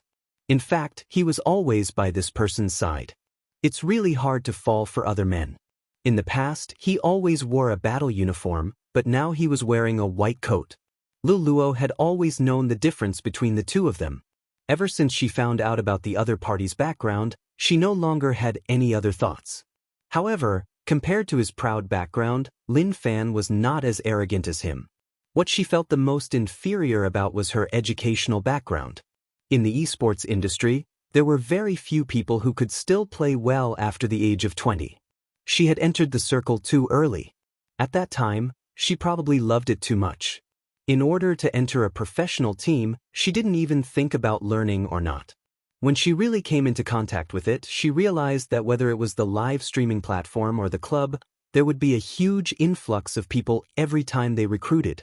She did play well, but in order to stand out in the crowd, a long period of high-intensity training was essential. Not only her, but most of the people were the same. The outside world probably didn't understand where their pressure came from. In a small city, the internet industry was not developed at all. No matter how things developed, in their eyes, you were just a lousy game. Compared to people of the same age who were already immersed in their studies, entering a professional team to play esports was simply a fool's dream. Back then, it wasn't like now, where they could only get a small basic salary. Because he hadn't officially joined the competition yet, many people told themselves that they had to persevere. As long as they made it through, nothing was impossible. Luo wouldn't underestimate the decisions made by some girls at that time. People who have not experienced it. He probably didn't understand. How much pressure did he have to bear? I only think of one thing: I want to get through this. When they were on the field, the fans would only see their brightest side. More than 10 hours of training every day. Every match would have a record of the data.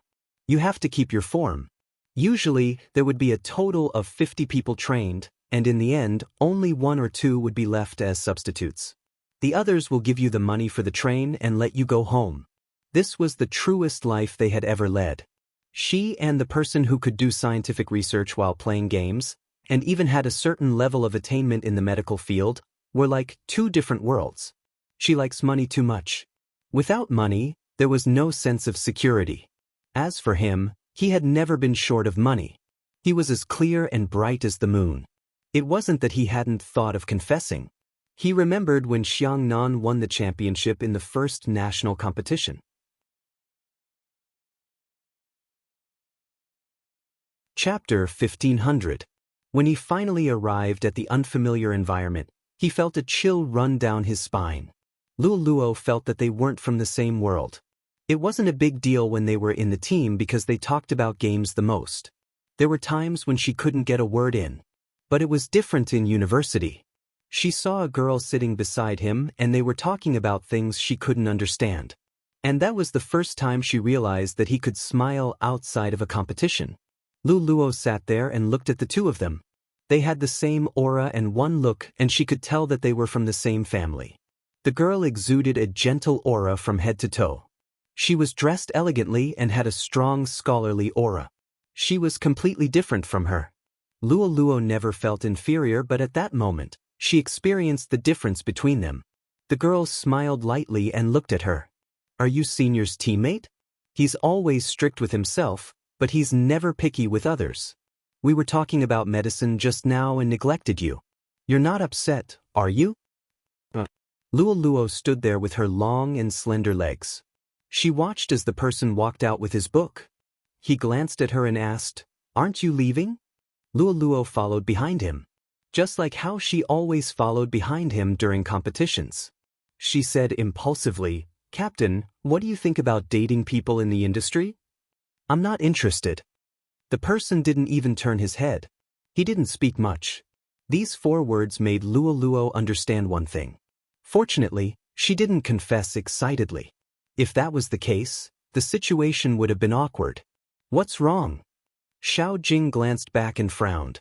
Luo shook her head and followed behind him. However, during the afternoon training, she wasn't in her best condition. She didn't even play well during the live stream. From that day onwards, she understood that as the only female member of the Xiangnan team, he took care of her because of his upbringing. He had never done anything intimate with her. At most, he would occasionally straighten her collar when she went on stage. He was her captain. But he was her captain. Even if she had thousands of thoughts in her heart, she couldn't break this balance. She was about to retire, so she couldn't do anything stupid.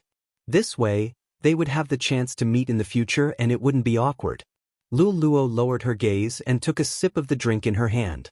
On their left sat Feng and Yun, while on their right sat Bo Jiao and Qinemo. Being stuck in the middle like this was really easy for people to misunderstand. Luo could only try her best to lean towards Bo Jiao.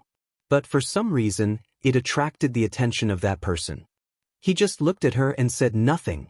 This made Luo feel even more uncomfortable.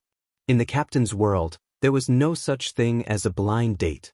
That was why he was sizing her up like this.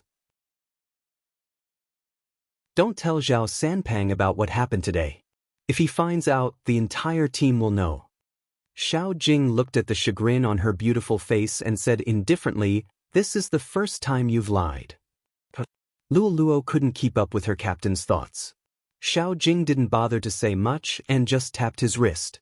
Luo finally remembered that she had indeed found an excuse to not tell the truth because she had come for a blind date. "Let's go." Xiao Jing stood up first. Luo thought that he probably didn't want to sit in such an ambiguous position. Lin Feng lowered his voice. "Mute Xiao, where are you going? The movie isn't over yet. Go back and train." Xiao Jing's words were simple. Lin Feng tilted his head and said to Luo Luo, "Is your captain so insensitive? It's probably his first time watching a movie with a girl. He doesn't even know how to place his hands." Luo Luo raised her eyebrows. "How do you know?" At this moment, Lin Feng wasn't shy anymore. He lifted Yun Hu's hand. "Let me demonstrate." Luo Luo paused. "Stop fooling around, little submissive Lin." Lin Feng wanted to say something, but Bo Jiao opened her mouth at this moment. She supported her chin with her left hand. The black earrings on her ears were still glowing. "All right, Senior Lin, Luo Luo and Almighty Xiao should have other things to do." When she mentioned other things, Bo Jiao's gaze was profound. Lin Feng waited for the two of them to leave before leaning over and asking, "Why did you let them go?" The cinema is a place to cultivate feelings. It can also enlighten Mute Zhao's stone-like brain and let him get a taste of love. As for cultivating feelings, you and Almighty Yun can do it together. Bo Jiao smiled devilishly. Sometimes, a stone needs more stimulation. Lin Feng sighed. "Honestly, I didn't think that Luo Luo liked Xiao Jing in the past. Aren't you the one she loves the most? You are her only almighty. Don't push the blame on me for your slowness." Bo Jiao gestured for him to return to Yun Hu's side. Lin Feng was like an auntie in the industry, worrying endlessly. "I've known them for so many years. Mute Xiao probably only treats Luo Luo as his team member. He has never thought of her in that direction. Luo Luo will probably beg for it, but no matter what, we can't let her go on blind dates again. Is there no one else in our industry? Wasn't there a fan who sent 10 cruises to Luolua's livestream to express his love for her? Someone in the team I know has also said that Luo Luo is his only goddess in the industry. Is that so?" Bo Jiao caressed her chin with her fingers. Suddenly, she smiled suavely. "Who is that person? Introduce them in the Almighty's WeChat discussion group and arrange a meeting." Lin Feng slapped his forehead. "Why didn't I think of this? It's good to let Luo Luo meet him to calm her down. My friend is good at making people happy and he is handsome. He has liked Luo Luo for a long time. That's not bad." Bo Jiao seemed to have thought of something. She smiled. "The better the person, the more exciting it will be." The noble Qin Mo didn't say a word. He just glanced sideways at a certain someone. Lin Feng frowned. "Why do I feel that your smile doesn't have any good intentions? Am I?" Bo Jiao was nonchalant. "I'm contributing to Luolua's marriage. After all, she is one of the few esports players I like. Aren't you the same?" Lin Feng looked serious. "I like her the most among the female players." "Is that so?" Yun Hu glanced at Lin Feng. Lin Feng didn't realize what danger was. He nodded and said, "Yes." Yun Hu's eyes dimmed. This was probably his insecurity. He was a straight man through and through. His love for girls would always be stronger than for boys. Even if it wasn't that kind of love. It made him jealous. Yun Hu pinched a piece of popcorn with his fingers. He played with it. He was thinking about how he could make her his. Chapter 1501. The movie was still going on. After chatting for a while, Lin Feng was finally able to watch the content. Just as he decided to enjoy it and relax, Yun Hu's voice rang in his ears again. "Do you like him that much?" This time, when he spoke, he was slightly closer to him. It seemed like he was taking the drink beside him, but in reality, he was asking him. Lin Feng wanted to nod instinctively, but he heard him say, "You better think about it before you answer, boyfriend." Man, boyfriend or something. Just these 3 words made Lin Feng's heart skip a beat. He tilted his head, his gaze landing on that person's handsome face. He wasn't so naive that he couldn't read his expression. After coughing lightly, he corrected himself. "It's not like, it's pure admiration for the opponent, just like how I admire Zhao Sanpeng. Look at how fat he is, I admire him." After hearing this explanation, Yun Hu felt slightly better. After putting down the drink, he didn't retract his hand. Instead, he held onto Lin Feng's hand like before. Hence, the straight Lin Xiaofeng tugged at his collar unnaturally from the start to the end. He still wasn't used to it. Other than the awkwardness, His heart kept beating wildly like an ADHD child. Yunhu could tell that. He knew that there were some things he needed to slowly get used to. He was well aware of how straightforward Lin Feng was. In the past, there had been people who had thoughts about him. They would always be kicked away by him with brute force. C. Look carefully, I'm a man. Isn't it disgusting? It was normal for a straight man to hate a gay man. It wasn't like what people said about straight man cancer. After all, no one was willing to be targeted by someone they couldn't accept. Hence, it was enough for Yunhu to reach this step. As for the rest, he would take it step by step. He wasn't someone to be trifled with. He had to have a platonic relationship. He wanted to have him. He had wanted it since puberty. Until now. Lin Feng didn't notice Yunhu's gaze. In order to divert his attention, he focused on the Almighty's WeChat discussion group. He was emphasizing that he was the one with the aura. World's most handsome fatty, your aura isn't even worth mentioning in front of Yunhu. Lin Feng, how about this? If you really feel pain, come to me and cry in my arms. I've already gotten over love. This world looks at one's face, not one's gender. I'm already so handsome, there's really no challenge. Unless someone takes a liking to my talent, that would be the true love of my life. Bo Jio saw the opportunity and said, it will be difficult for you to find your true love. World's most handsome fatty. Little Spade, stay away from Chi Nemo in the future. What have you learned? It was just a normal conversation. Suddenly, someone said, by the way, someone said that Luoluo went on a blind date? Luoluo went to have a date with him. Bo Jio's voice was calm. What does it matter if it's real or fake? Luoluo has been single for so many years. Isn't it normal for them to meet each other for a meal? The man continued, so it's true. It seems like Luoluo's dark history was dug out. Bo Jio narrowed her eyes, the edges of her lips turning cold. 2 messages popped up in the group chat. The person had been kicked out of the group. Other than Chi Nemo, who was sitting beside her, there was another person.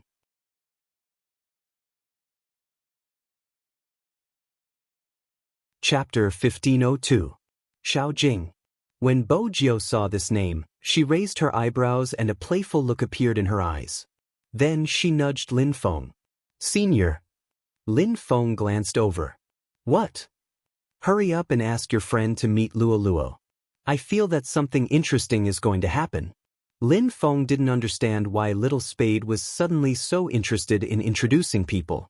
But there was something he had to say in the group chat. Good kick. Spade Z. Good kick +1. This discussion group was established a long time ago. Most of the people in it were there when the concept of professional teams came out. Then, this discussion group was passed to Qin Mo and Xiao Jing. The common idea was that they could gossip, but they didn't want those with messy thoughts. No matter what their profession was. Once they started to talk about other people's privacy, they might even talk about their appearance, education, and experience. Those who really played games weren't such people. The existence of the discussion group was for them to relax. Secondly, it was for them to exchange their thoughts and tease each other. Even if they weren't in the same team. Because they had the same profession. Hence, they respected each other. They also understood that it wasn't easy along the way. This was the original intention of establishing the discussion group. But it was obvious that some people had started to misinterpret it. They even posted the news of him being kicked on the forum. This way, Luoluo would have a dark history. Some people said that he was too dictatorial. He didn't even allow people to talk about what he did. Almighty Xiao was so protective of a certain someone. Some people said that Luoluo would forever be their goddess. However, no matter what they said, Luoluo would always be their goddess.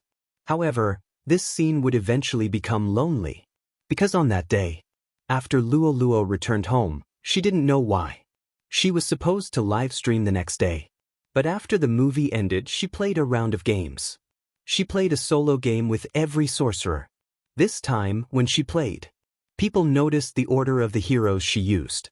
The first sorcerer was the character she used on the first day she joined Xiangnan. The second sorcerer was the character she used when Xiangnan entered the National League. The third sorcerer was the character she used with Zhao Sanpang and Captain Xiao to kill Qin Mo. The fourth mage was the character she had used when they won the first national championship. Someone once said that in that year, people had truly witnessed Goddess Luo's mage. She had strong control and damage output, and she had unleashed the strongest stream of consciousness. From then on, no one said that girls couldn't play professionally anymore. In each of the 4 games, she would talk about how to put on equipment, line up, how to steal money, and how to support the jungle. She didn't seem to have changed. After so many years, she still had the aura of a queen. When she smiled, she was very beautiful. Do you understand? A string of comments appeared on the screen. I'm still memorizing. Goddess Luo, wait a little longer. Many people had mentioned this before. You guys always said that our Goddess Luo relied on her face. Alright, that's right, she was indeed beautiful. Even if she admitted that she was beautiful, there would still be people who would release her ugly photos. Or perhaps it was just playing esports. Was everyone relying on their looks now? What kind of custom was this?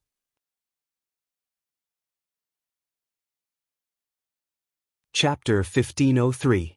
Her occasional mistakes would attract scolding. Similarly, there would be countless people standing behind him to support him. For a long period of time, Lu Luo felt a sense of fear. She was afraid that her hand speed wouldn't be able to keep up. She was afraid that she wouldn't be able to perform well in the competition. These things seemed to have been covered up by her daily practice. Only when you truly had the skills could you not be completely defeated when everything came to you. But it was always like this, day after day, year after year. There was one thing that she couldn't change. That was her state. When she saw Shui Yao Yao, she could be at ease. She believed that one day, someone would replace her. She liked that person the first time she saw her. It was as though she had a shadow of herself. It was time to make that decision. No matter how much she missed it. Luo Luo stopped typing on the keyboard. She pointed the camera at her face and adjusted the black earpiece on her head. I'm going to say something next. I started gaming when I was 16. It has been 6 years now. During these 6 years, I got to know a lot of people. They are very cute. When I wasn't known, they told me to work hard, you can do it. When I entered the finals and appeared in front of everyone as the top sorcerer in the entire server, they said, look, that's the esports player I like. When I was at my lowest point, they said that they would never leave me. Hence, I feel that it's best to tell them face to face. I have decided to retire. The moment she said the last 5 words, the people in front of their screens froze. The fans who were still remembering the attire in the game were even more confused. The comments kept popping up. Retire? Why? It must be a lie, right? Goddess, tell me, you must be joking, right? What joke? It must be a publicity stunt. Change to another team and continue playing. The fans really believed it. I'm speechless. Can the one above stop talking first? Manager, where's the manager? The manager was a fan too. She was a hardcore fan. In reality, she already knew about this a few months ago. At that time, Boss Luo had mentioned it to them, but they hadn't expected it to happen so quickly. Everyone who had liked esports players didn't want to see them leave. No matter who he liked, it was the same. As a highly ranked sorcerer in the national server, the news of Luolua's retirement was like a bomb on the internet. Someone immediately contacted Xiangnan's manager. The manager's reply was, "We respect the contestant's decision." In an instant, the news of Xiangnan team, flawless Luo Luo officially announcing her retirement from today, could be seen everywhere. Lin Feng didn't expect to come out after watching a movie. He hadn't thought of how to face Yun who had risen from brother to boyfriend. When she saw this message, she immediately wanted to ask Xiao Jing for confirmation. What a joke!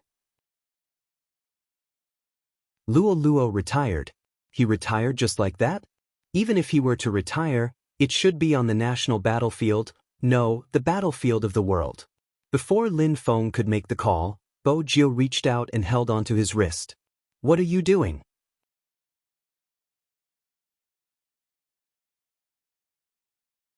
Chapter 1504. It shouldn't have much to do with what Xiao Jing said. Bo Jiu swiped the screen twice. She lowered her eyes, revealing her long lashes. Her side profile didn't have the usual devilish vibe. Instead, a cold aura swept past her chin. Luo probably wanted to retire a long time ago. During the National League, she probably wanted to announce it, but Xiangnan lost. It wasn't a suitable time to do so. After all, the loser would be exposed to a lot of negative comments. Hence, she didn't say it back then. She kept it until now because she didn't want Xiangnan to suffer even more. She probably didn't want people to say that Xiangnan couldn't make it anymore. That's why she chose to say it today. It wasn't too early or too late, it was the perfect time. Lin Feng grabbed his hair when he heard Bo Jio's words. He became much quieter. It was because he knew very well that all of them would retire sooner or later. It was impossible for him not to feel depressed. Bo Jio placed her arm on his shoulder and changed her expression. Instead of thinking so much, why not let Luo retire without any regrets? Lin Feng didn't understand. How can she not have any regrets? There are so many male almighties in the industry. Is it difficult to give her a boyfriend? Bo Jio blinked her left eye, looking devilish. Lin Feng was instantly energized. He immediately opened his contact list and started contacting Bohu. When Yunhu saw this, he stretched his hand out. Pass me the car keys, I'm going down to warm up the car. Lin Feng didn't mind how intimate it was to ask for the car keys. He tossed the keys over casually. Bo Jio tilted her head and smiled. Then she lifted her chin. Before introducing a boyfriend to Luo, do you need me to help you settle Almighty Yun? Lin Feng widened his eyes. F***ck, so fast? I'm not ready yet. Bo Jio had originally wanted to teach him some strategies. Why did it seem like he had thought about it for a long time? Isn't it better to decide on some things as soon as possible? Bo Jio went along with his words. When she revealed her canine teeth, her smile became more mischievous. Lin Feng pondered. That was indeed the case. Do you think Yunhu will think that I'm forcing him? Bo Jio almost burst into laughter. Is it considered forcing someone I like? Almighty Yun would probably be more than happy to oblige. Lin Feng took a deep breath as if he had made an important decision. I understand. Bo Jio arched a brow. I haven't said anything and you already know? We just have to prepare the items. Lin Feng scoffed, looking extremely confident. Yunhu can't beat me. Bo Jio curved her thin lips. I wish you success. Wait for my good news. Lin Feng wanted to bump fists with her. It was Qin Mo who blocked her way. Qin Mo glanced at Lin. Jio, Qin. Jio. With Bohu. With his words. With B. With.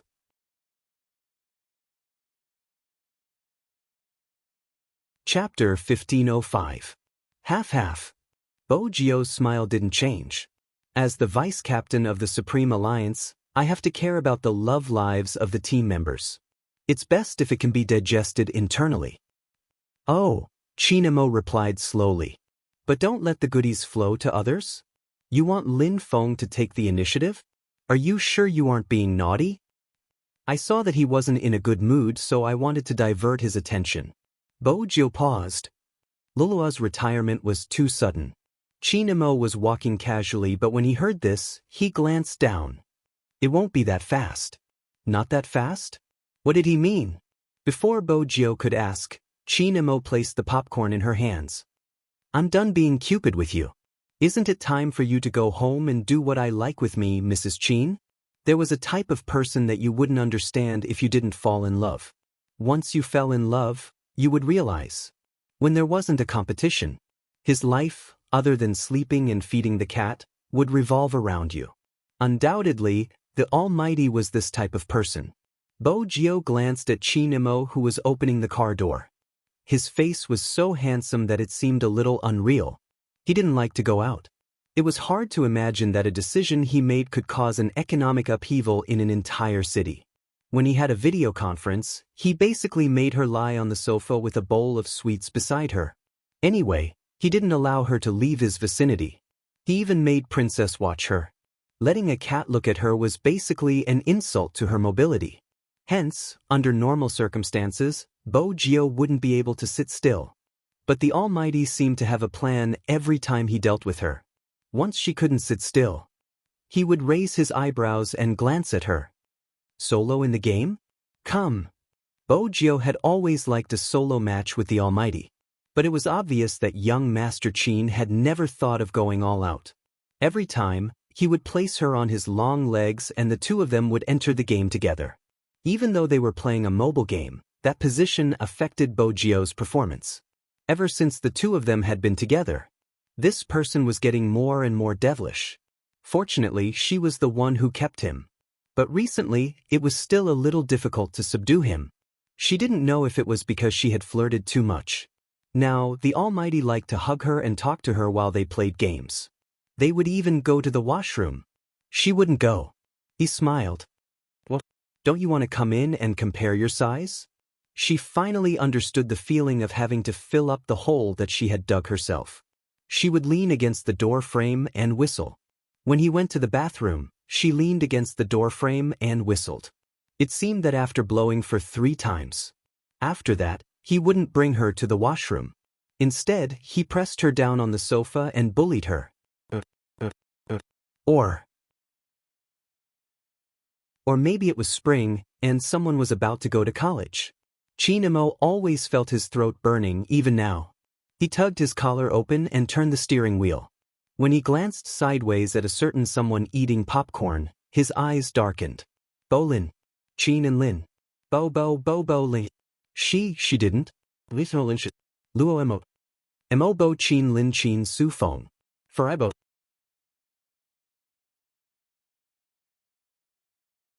Chapter 1506. Bojio was caught off guard. She watched as he took off his jacket slowly and took a step back. She wanted to turn around and avoid him. As though he had expected her to do this, Qin took a step forward and pressed down on her long legs. His handsome face was so abstinent that it made her heart race. Didn't you say at the cinema that you will accompany me when you come back, ain't? The popcorn Bojio was holding had already scattered. He took one and placed it between her lips. Then he lowered his head and kissed it gently. His breath was so fresh that she could smell the faint scent of mint. He was using the honey trap again. That was Bojio's only thought. She couldn't reject him. But every time she was bullied by Qin, Bojio seemed to be pulled out of the water. Even though Qin never went through with it, it was the same. Her long bangs fell down and covered her eyes. Bojio was still recovering when she heard him say, "I'm going to cut my hair." Bojio didn't mind. She took his arm and used it as a pillow. His handsome and mischievous face seemed obedient. "You don't want to cut it?" Qin played with her hair, his gaze lowered. Bojio closed her eyes. "I'm too lazy to go out." Being a homebody was really contagious. Qin said, "Get Madame Zhang to prepare it tomorrow. I'll cut it for you." "You know how?" Bojio opened her eyes lazily. Qin caressed her head, his voice calm. "I'm experienced." Bojio was curious. "Who did you cut it for?" "Princess." Qin remained expressionless. Bojio opened her eyes immediately. "Brother Mo, are you serious? What do you think?" Qin asked. He was serious. Bojio tried. "I need a handsome hairstyle. It can't be ruined." "Why do you need to be handsome when you have a boyfriend?" Qin voice was slow. "I can't keep the gifts from the fans in the club." "Bojio, what if a jealous boyfriend wants to ruin my hairstyle? I'm waiting online. It's urgent." The next day, Qin didn't really ruin her hairstyle. But he did cut it at home. The hairdresser was at the side guiding her. The way Qin held the scissors and wore a white coat made him look even more seductive. After the haircut, Bojio looked much more refreshed. There weren't any stray hairs on her forehead and she looked like the school hunk. She was so handsome that the hairdresser couldn't help but sigh. Qin brushed the stray hairs off his hands, changing out of his white coat and donning Supreme Alliance's uniform. His gaze was deep. So what if he was handsome? Other than him, no one else could have it. With this kind of situation, they would definitely be together in university. After the movie started, many people were asking who the Chinese teenager who acted as the hacker was. For a moment, the screen was flooded with topics. But soon, for some unknown reason, after just one night, these discussions suddenly disappeared.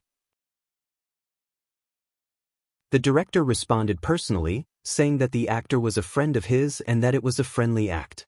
He had no intention of making his debut. That's why he said that. It was because he had received a call from Bojio. She had told him that she wasn't going to enter this industry.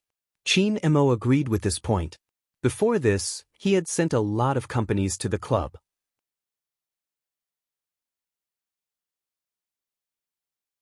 Chapter 1507.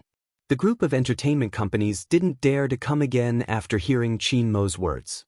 The Chin group could easily kill them with a single move. Be it money or resources, they were the best in the entire industry. And, fiancé, cough, cough, cough, cough. It was easy to imagine the scene of the bosses of the entertainment companies choking. At that time, Chin Mo's assistant had been smiling from the side, thinking that flaunting his wealth wasn't the main point of his young master's words. The main point was to be proposed to. Boss Chin wanted the entire business circle to know that he was taken. Boss Lee, who had been asked by Chin Mo for advice on how to raise his brother, didn't receive any follow-up questions. There were also people who didn't change their minds and wanted to interact with Bojio alone. In the end, they realized that they had been too naive. Some people weren't people the media could follow even if they wanted to. The courtyard wasn't a place anyone could enter as they pleased. On the other hand, the retired big shots would often see Chin Mo bringing his little friend out for walks. Occasionally, he would ask the child to help carry the flowers and ask, "Have you done your homework?" As someone who was used to being left alone, Bojio would stiffen every time she was asked such a question. "We can talk about something else." After reaching school, Bojio didn't sleep. Instead, she took a book and started revising.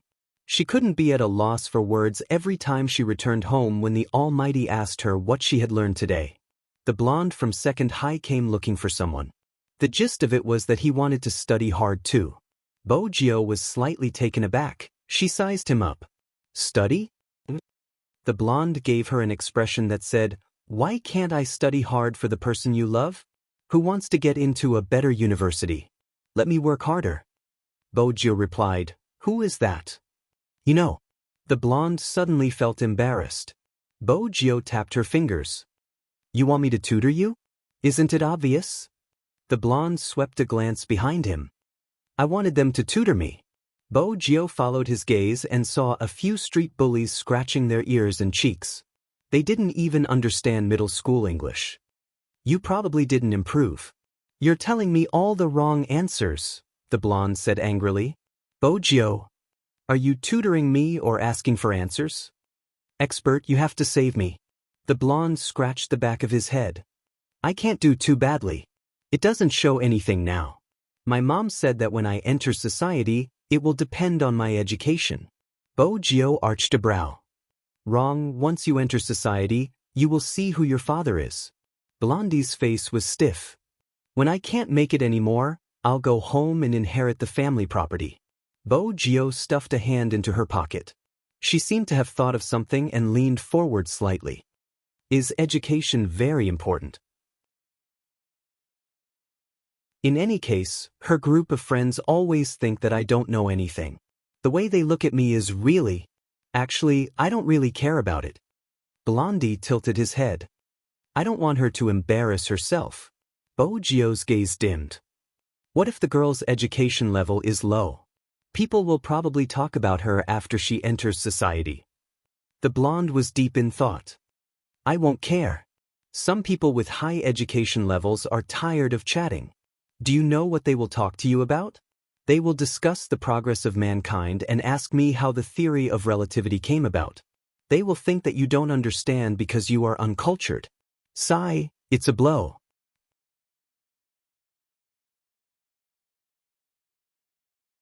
Chapter 1508. F*C.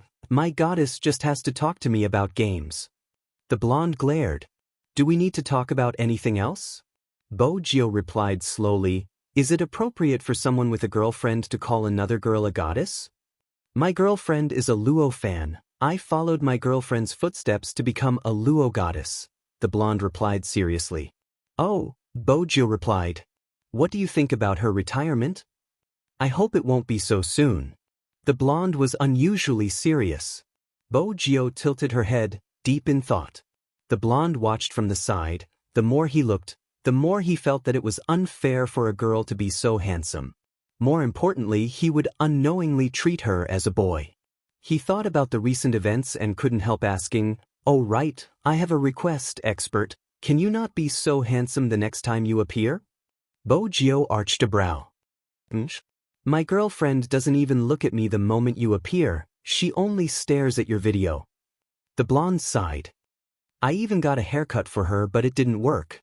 Bo Gio sized him up casually. No wonder your hairstyle is so similar to mine. Isn't it handsome? The blonde caressed his head, sending her an expression. Bo Gio laughed lightly. How dare you ask me if I'm handsome? Aren't you asking to be humiliated? The blonde, all right, let's get back to the main topic. Bo Gio played with the lighter in her hands. Don't look for me for revision, I'll give you a suggestion, look for your girlfriend, you can revise while deepening your relationship. The blonde's eyes lit up. Expert, how did you think of such a good idea? Why else do you think I look for my almighty to revise? Bo Gio laughed. If you don't even have such a method to woo a beauty, how am I supposed to woo her? The blonde choked. Expert, does young Master Chin know that you call young Master Chin beauty? Why are you so concerned about the details? Bo Gio flipped the lighter, looking nonchalant. The blonde could tell that she wanted to smoke, so he took one and passed it over. Bo Gio swept him a glance, biting on a lollipop. I'm not smoking. Master, are you kidding me? It's fine if you don't skip classes, but you don't even smoke anymore. The blonde was shocked. Bo Gio replied, you have to be prepared to be clean when you get married. Quitting smoking isn't a big deal. Blondie. Young Master Chin probably doesn't know that you treat him as your wife. However, it was also the right choice to look for an expert. After all, he really didn't think that there was a way to improve their relationship while revising. This way, he could ask that person to come to his house. The more the blonde thought about it, the redder his face became. Don't look at how pure he was. After thinking about it for a while, even his ears turned red. When the people from Second High saw him, they were a little confused. Boss, what's wrong with you? What do you mean? Go back and study. The blonde ordered.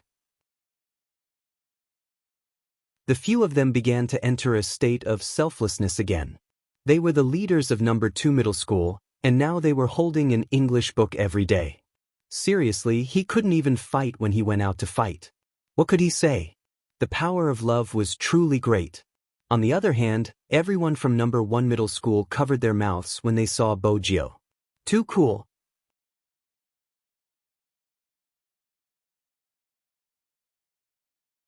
Chapter 1509. There must be some activity in the team today. Bo Gio wasn't wearing her school uniform. Instead, she was wearing a black uniform. She stood in the middle of a group of high school students. The current Bo Gio was completely different from when she had first arrived. She wasn't just a school hunk. She was like a celebrity but more mysterious than one. As an esports champion, she didn't spend much time in school. Moreover, she was about to graduate and there weren't any compulsory classes. Some students who were good at their craft had already left school. Hence, they had more freedom. One could imagine the reaction of the students when they saw her again. They walked round and round. Basically, there were cries of, ah. Someone couldn't help but ask, Almighty Z, why are you wearing your uniform today? They thought they wouldn't get an answer. Unexpectedly, the youngster stopped and said, Supreme Alliance is recruiting. Those who aren't dressed neatly will be punished. Recruiting? This word didn't just arouse the curiosity of the students. Even some esports platforms started to become active. Supreme Alliance was recruiting? Everyone knew that Supreme Alliance had been recruiting previously. That was when they met Spade Z. The election held by Supreme Alliance was still fresh in their minds. The FC King of Zone C had appeared for the first time. She had even brought back north of the Een Mountain and the famous RMB player, Feng Shang. This time, they didn't know if Supreme Alliance would be able to achieve the same result. They could imagine that it had been a year since they saw Spade Z. Time passed so quickly. No wonder Goddess Luo wanted to retire. The news from the past 2 days made the esports players feel uneasy. Goddess Luo had started to retire. What about Senping, Almighty Xiao? Almighty Qin? They had entered the professional team at the same time. Even now, the video from that year was still on the internet. The three of them were beautiful in terms of positioning and awareness. No matter who they surrounded, they would be able to trap. But the person they had met back then was Qin Mo. It was undoubtedly a feast for the eyes. Even if they lost, it made people feel that Xiangnan's era was coming. Then it really came true. Qin Mo's hand was injured. In the Chinese esports industry, no one could stop the Xiangnan 3. From sorcerer to ADC, Luo Luo was experimenting. Because of this, people had a deep impression of it. This was probably the glory that belonged to them. Branded in their youth, how many people still remembered the days they had accompanied them? Emotions can't be stabilized. All the fans were the same. Because they had a premonition that their favorite almighties would start to retire one after another.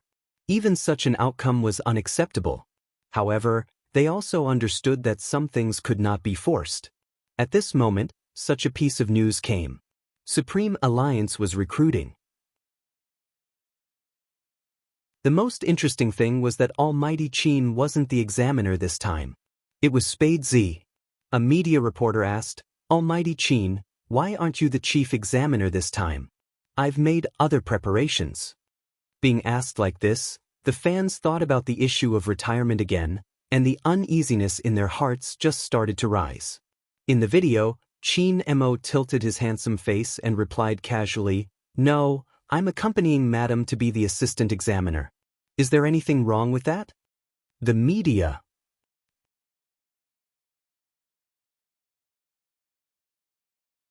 Chapter 15:10. I'm dying of laughter. I'm begging for the interviewer's heart. Honestly, you shouldn't have asked my almighty Qin anything. He can answer any question. I feel like my almighty Qin is insecure because his girlfriend is so handsome. I've been eating too much dog food recently, but I wouldn't mind another bowl. I'm looking forward to the recruitment this time. I wonder what kind of amazing person will appear. As the discussions continued, Supreme Alliance's recruitment became a hot topic that couldn't be ignored. As usual, Supreme Alliance would have an internal recruitment every year. Bo Jio still remembered that she had met Feng Shang during the internal recruitment, but she hadn't done it back then. She had been young and aggressive and liked to challenge others easily. And it hadn't changed now. As the main examiner, Bo Jio had to sit in that position and not move around casually. After about 15 minutes, she became lazy and turned towards Qin. "Brother Mo, I'm going out to buy a bottle of water." "This is just the first batch," Qin Mo replied calmly. "You can't sit still after the first batch. Come back after you're done, don't run around." "No problem." Bo Jio straightened, stuffed her hands into her pockets and smiled as though she wanted to go out for some fresh air. Qin Mo was still watching the few screens in front of him. On the screens, there would be battle videos sent over through everyone's email. The standard requirement was a high-level solo match with random passers-by and replacement hero characters. What's more, Supreme Alliance paid particular attention to the depth of the hero pool during their recruitment. It was obvious they were looking for an all-rounder. But from the fact that Bo Jio wanted to go out halfway through, it was obvious she wasn't interested. The Almighty had made her the main examiner so that he could keep an eye on her. Bo Jio caressed her hair and walked towards the machine. She inserted a few coins but hadn't pressed the button yet. Just then there was a loud thud. Something beneath her long legs clanked. At this moment, she realized there was another person there. It wasn't a tall person, but he wasn't small either. He was half squatting with a bottle of water and carrying a backpack of the same color. It was indeed hard to notice him. Their gazes met. Bo Jio was greeted with a small face the size of a palm, looking slightly noble. The little person paused when he saw her. Bo Jio arched a brow and turned, her gaze deepening. Her tone was like a teasing uncle. "Little girl, you look familiar. The red keyboard on your back is exposed." The little person was expressionless. He replied, starting to organize his backpack. He seemed to recall something and passed her the bottle of water. Bojio's eyes flashed and she smiled. I was wondering why you looked so familiar. It's you, the little friend who gave me the tickets for the Asian Cup. God Z. The little person's voice was cold but his ears were red. Bojio watched with interest. She took the mineral water and thanked him before starting to study the child. Isn't it tiring to carry a keyboard around? The little person took another bottle of mineral water and replied, I'm used to it. Bo bo bo, bo she, bo he raising he raised.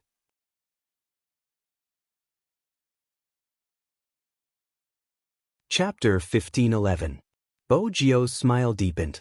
As expected, you look the same. What do you mean? The little person didn't understand. Bojio took a sip of water and leaned against the wall lazily. My boyfriend looked like you when he was young. He had a poker face and was adorable. The little person shifted her body. She was still carrying her school bag. I'm a girl. H. Bojio glanced down and glanced at the little person's short hair. I couldn't tell. The little person noticed her gaze and caressed her head. If you cut it like this, you'll look like my brother. We can take turns doing things. You have a brother? Bojio arched a brow. The little person replied, H. Bojio liked children. She was probably influenced by the Almighty when he was young. The more she looked at the little person, the more interesting she seemed. What's your name? How old are you? Mobe, 13.5. The little person always had the same expression when she answered. Bojio was addicted to teasing her. She tapped her face lightly and said lazily, Supreme Alliance doesn't hire child labor. As expected, the little person frowned. Can I be a trainee first? Trainee. Bojio couldn't help but reach out to caress the little person's head. Before she could move, a clear and cold voice came from behind her. You haven't bought the water yet? Bojio stopped and glanced over. She saw the handsome face that could make all newbies willingly follow his orders. I'm almost done. I met an interesting little kid. Chinemo followed her hand and saw a little boy with his head raised. He was waiting for someone to touch him, his face expressionless. Others might not be able to tell, but as a psychological profiler, he could clearly see that the little boy was not in a calm mood. It was obvious from the mineral water bottle in his hand. Otherwise, his hand would not have clenched so tightly. Even his eyes were deep. It was obvious that he was looking forward to something. Little Bojio had never been able to resist good-looking kids since she was young. Chinemo reached out and pulled her over. His voice was still calm. Don't touch me as you please. You're like a weird auntie. Weird, auntie? Bojio was struck by the description. She was so handsome, how was she like a weird auntie? All right, let's head back after we're done with the water. Chinemo held onto her hand and walked away. Bojio turned back, not forgetting to give him a faint smile, full of devilish charm. Let's meet in a while.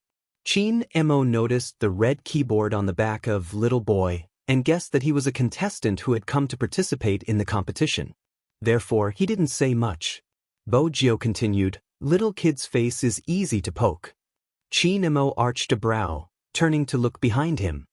He saw that the little boy was reaching out and poking his own face. It was obvious that he was nostalgic for something.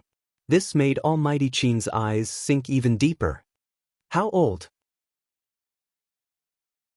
H. Bojio raised a brow. How old is he? Chinemo asked casually. Bojio lifted her thin lips. 13.5, that's a young age. You haven't even passed Supreme Alliance's recruitment age and you were recruited internally. You seem pretty good. Chinemo didn't say anything else. He glanced in the direction of little boy with a hint of warning.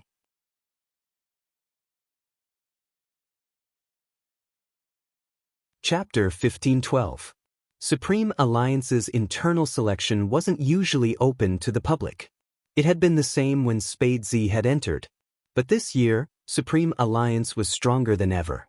They were the national champions and the defending champions of the Asian Cup, making Supreme Alliance a team that almost every young esports fan wanted to join. It was even more so than Xiangnan. Many people were saying that the all-star era of esports was coming. Spade Z and Qin Mo seemed to have become a hot topic. There were many reporters at the entrance of the Qin Group's building. They were all waiting to see who would pass Supreme Alliance's internal test. Due to the large number of newcomers, the internal test was split into 3 batches. Everyone who entered could see Qin Mo and Bo Jiao sitting at the front. Their aura was so strong that when they were playing, they wouldn't dare to face such an opponent in the wilderness. But there were some who weren't afraid. For example, there was a newcomer who wanted to replace Bo Jiao. From his point of view, he could do the same thing with the phrase, "Your wilderness is my home." Everyone was thinking about Spade Z's expression when she heard that, hence, they all turned to look at her. But who knew that she was sucking on her lollipop, acting as though she hadn't heard anything? Her eyes were fixated on a single spot. The newcomer felt that he was being looked down upon, his face clearly unhappy. "Just you wait, I will definitely show you my ability, Spade Z." Lin Feng listened by the side, unable to resist sharing it in the chat group. A newcomer wants to challenge Little Spade.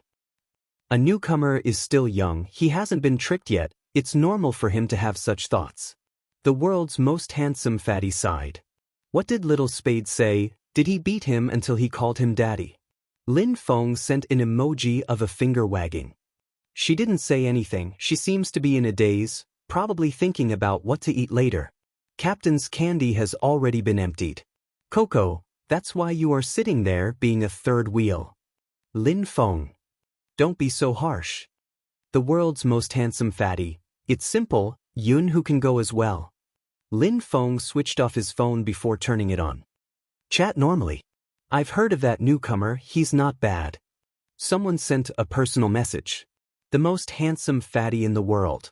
This ID looks familiar. He came to Xiangnan before. Running in both directions? Lin Feng raised his eyebrows. World's most handsome fatty. No, he looked down on our team and said he wanted to join the champion team.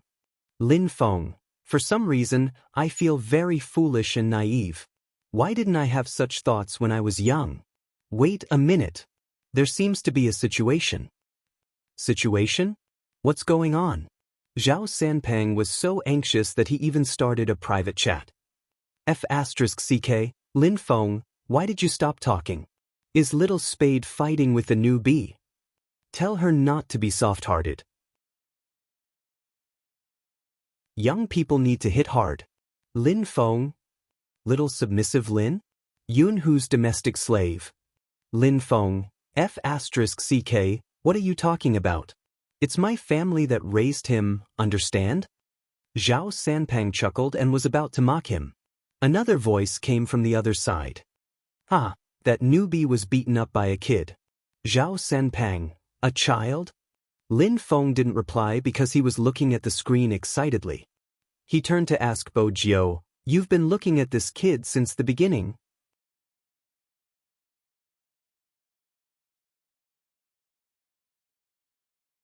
Chapter 1513. Bo Jiao leaned forward and supported her chin with one hand.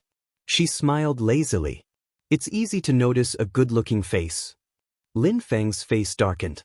I thought you were looking at the little boy's skills. What little boy? Bo Jiao glanced up and corrected him seriously. He's a handsome little girl. Lin Feng widened his eyes. Little girl? That didn't seem like it. Qin Mo didn't think so. Bo Jiao had always treated a good-looking child as a girl since she was young. Her words couldn't be trusted. To increase her credibility, she said, if you don't believe me, I'll call him over and you can ask him. Regardless of whether he's a boy or a girl, I won't let you bring him home. So, with that, Qin Mo reached out and pinched her chin. Look at his results and grade him. Bo Jiao twirled the pen in her hand. Brother Mo, I don't have to grade him. You saw his hand speed just now, he's comparable to Zhao Sanpeng. Zhao Sanpeng, who wasn't present. What? Qin Mo replied slowly, it sounds like you admire him. Brother Bo Jiao suddenly leaned over. Don't be jealous of a child. Be good. Qin Mo's fingers paused, the tip of his pen slightly tilted. Sit back down. Bo Jiao laughed. She didn't change her expression and continued to list the child's merits. Outstanding positioning, able to turn the tables against the wind, and able to control the rhythm of consciousness. This child is suited to be a jungler. If he's in our team, he can increase the team's attractiveness. Lin Feng interrupted. If we increase the attractiveness, people will say that Supreme Alliance chooses its members based on looks. Bo Jio glanced over and thought for a moment. Looking at your beautiful face, you should know who we are. Lin Feng. I can't continue the conversation. The newbies who were still testing were all wearing earphones. They couldn't hear what the three of them were talking about. But just by looking at the screen in front of them, they could feel that the person with the ID bay was really amazing. They weren't sure if it was intentional, but she purposely grabbed one person to beat. The newbie who had wanted to challenge Spade Z was going crazy. Hey, what's wrong with you? Little Mo Bay didn't say anything and continued to move forward. To her, this person wasn't qualified to challenge God Z. That rookie never expected that he would be beaten up before he could even make it through the internal competition. Moreover, it was someone he had never heard of before. One had to know that he had a fan base. The rookie was still thinking of counterattacking and teaching his opponent a lesson. But the match had already been stopped. The first blood rule was that whoever got first blood first would be the winner. The rookie was filled with indignation. He believed that he was young and had a bright future ahead of him. After taking off his earphones and standing up, he requested for a rematch. Bo Jio glanced at him and stood up, her silver hair falling down. How do you want to compete? The newbie was forced to take a step back. He also could not understand why the other party, who was only a year older than him, had such a sharp aura. But if he released it, he would not take it back. Let's have a 5v5. Bo Jio moved her wrist, replying slowly, there's no need for a 5v5. At this point, she glanced sideways. Bay, come over and fight with me. Let's play 2v4. God Z knew that person.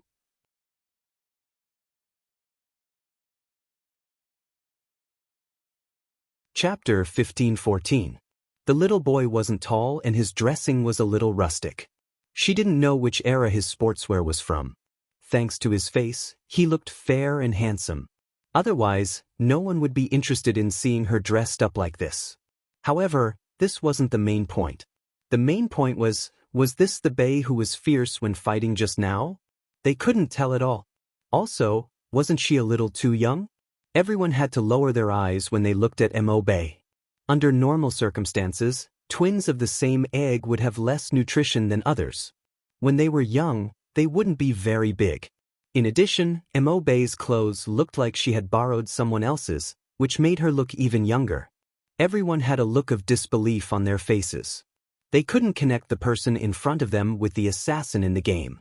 On the other hand, Bo Jio lifted her thin lips and waved at her. Little Mo Bay walked over. She raised her small face and didn't have any emotions. If it's 2 against 4, I need to change the keyboard I brought. Are you used to using the red keyboard? Sure. Bo Jio reached out and took out the keyboard from her backpack. Then, she turned her body sideways and found a random computer. She changed the keyboard. Her movements were so fast that people wondered if she was a professional. Changing the keyboard was a common thing for Bo Jio. After adjusting it, she pressed the restart button of the computer. She leaned there and smiled. Who said he wanted to fight just now? Come on. The newbie watched from the side. He didn't know why, but he wanted to retreat. He thought that his skills were already very good among his peers. But he didn't expect that the person who defeated him just now was a child. Now, the two of them were going to join forces. But what if he won? If he really won, it would be said that he defeated Spade Z. This topic was too tempting for him. The newbie smiled. It's me. Sit. Bo Jio tilted her face. Her silver hair fluttered with her movements. The newbie sat down and found 3 friends that he often played with. They were here for the internal testing. The newbies sitting in front of the computer were both excited and afraid to compete with Spade Z. They couldn't suppress their opponent, so they looked at each other, their nervousness obvious. What's there to be afraid of? Our skills aren't bad. We didn't become a professional team just because we didn't participate in the previous matches. Besides, it's a 4v2 right now. It's not certain who will win. The newbie had a good idea. Moreover, both of them are assassins. Their positions are conflicting. There are only so many resources in the wilderness. If they dare to come to our wilderness, the four of us will surround them and make sure they never return. When the newcomer said this, he seemed to have forgotten that Spade Z was an all-rounder. She could play any position. Hence, when Spade Z chose the tank team, the rookie was dumbfounded. What was going on? Not only that, choosing Tanfu was one thing. You're even bringing a jungler? Wait a minute. Spade Z's team was a double junglers. Everyone turned towards the little boy and Bogio. The top 20 players in the internal testing arena were crowding around them. They stretched their necks to take a look. Even Lin Feng was interested.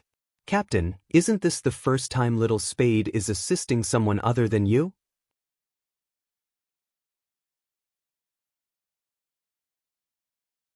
Chapter 15:15. Lin Feng felt a chill down his spine. He silently took half a step back. Their captain was indeed extremely possessive when he was in love. He and Coco had discussed this problem in the past. They didn't know who would be so unlucky to be fancied by their captain. They definitely wouldn't have any freedom. But after that, their captain treated Little Spade well. Basically, Little Spade did whatever she wanted. Hence, they didn't think too much about it. Now, it seemed like jealousy had never stopped. Qin Emo didn't look at Lin Feng, who was standing beside him. Instead, he walked towards the place where everyone was gathered. He could faintly hear a clear and smiling voice. "Don't be nervous." It was Bogio. She wore a black earpiece and waved the mouse with her right hand. She skimmed towards the enemy's wilderness while comforting the person beside her. Little Emobe replied. Her small face didn't show any emotions. She had a poker face as she clicked the mouse and followed.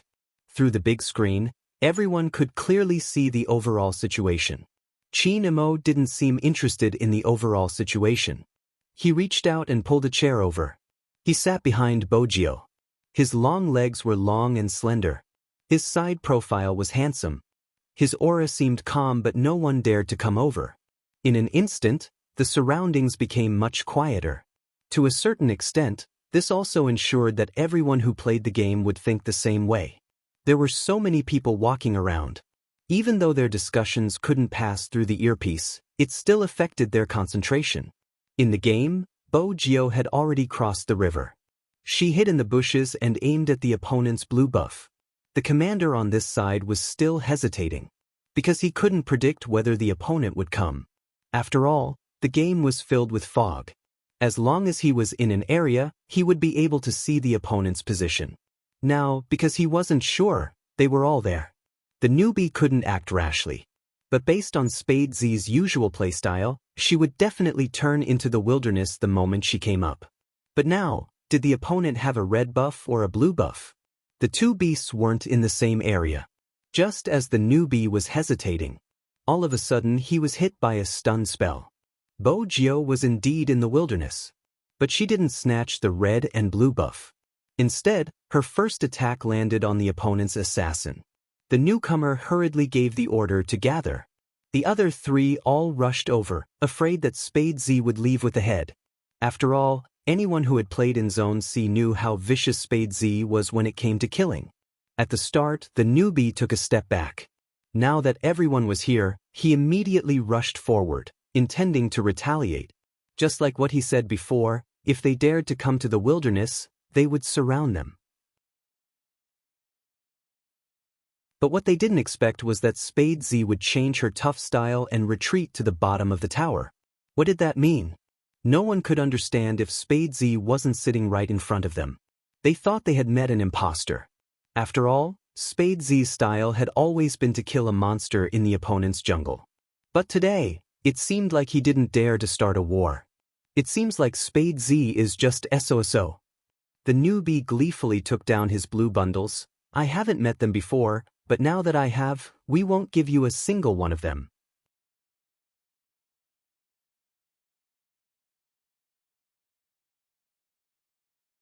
Chapter 15:16.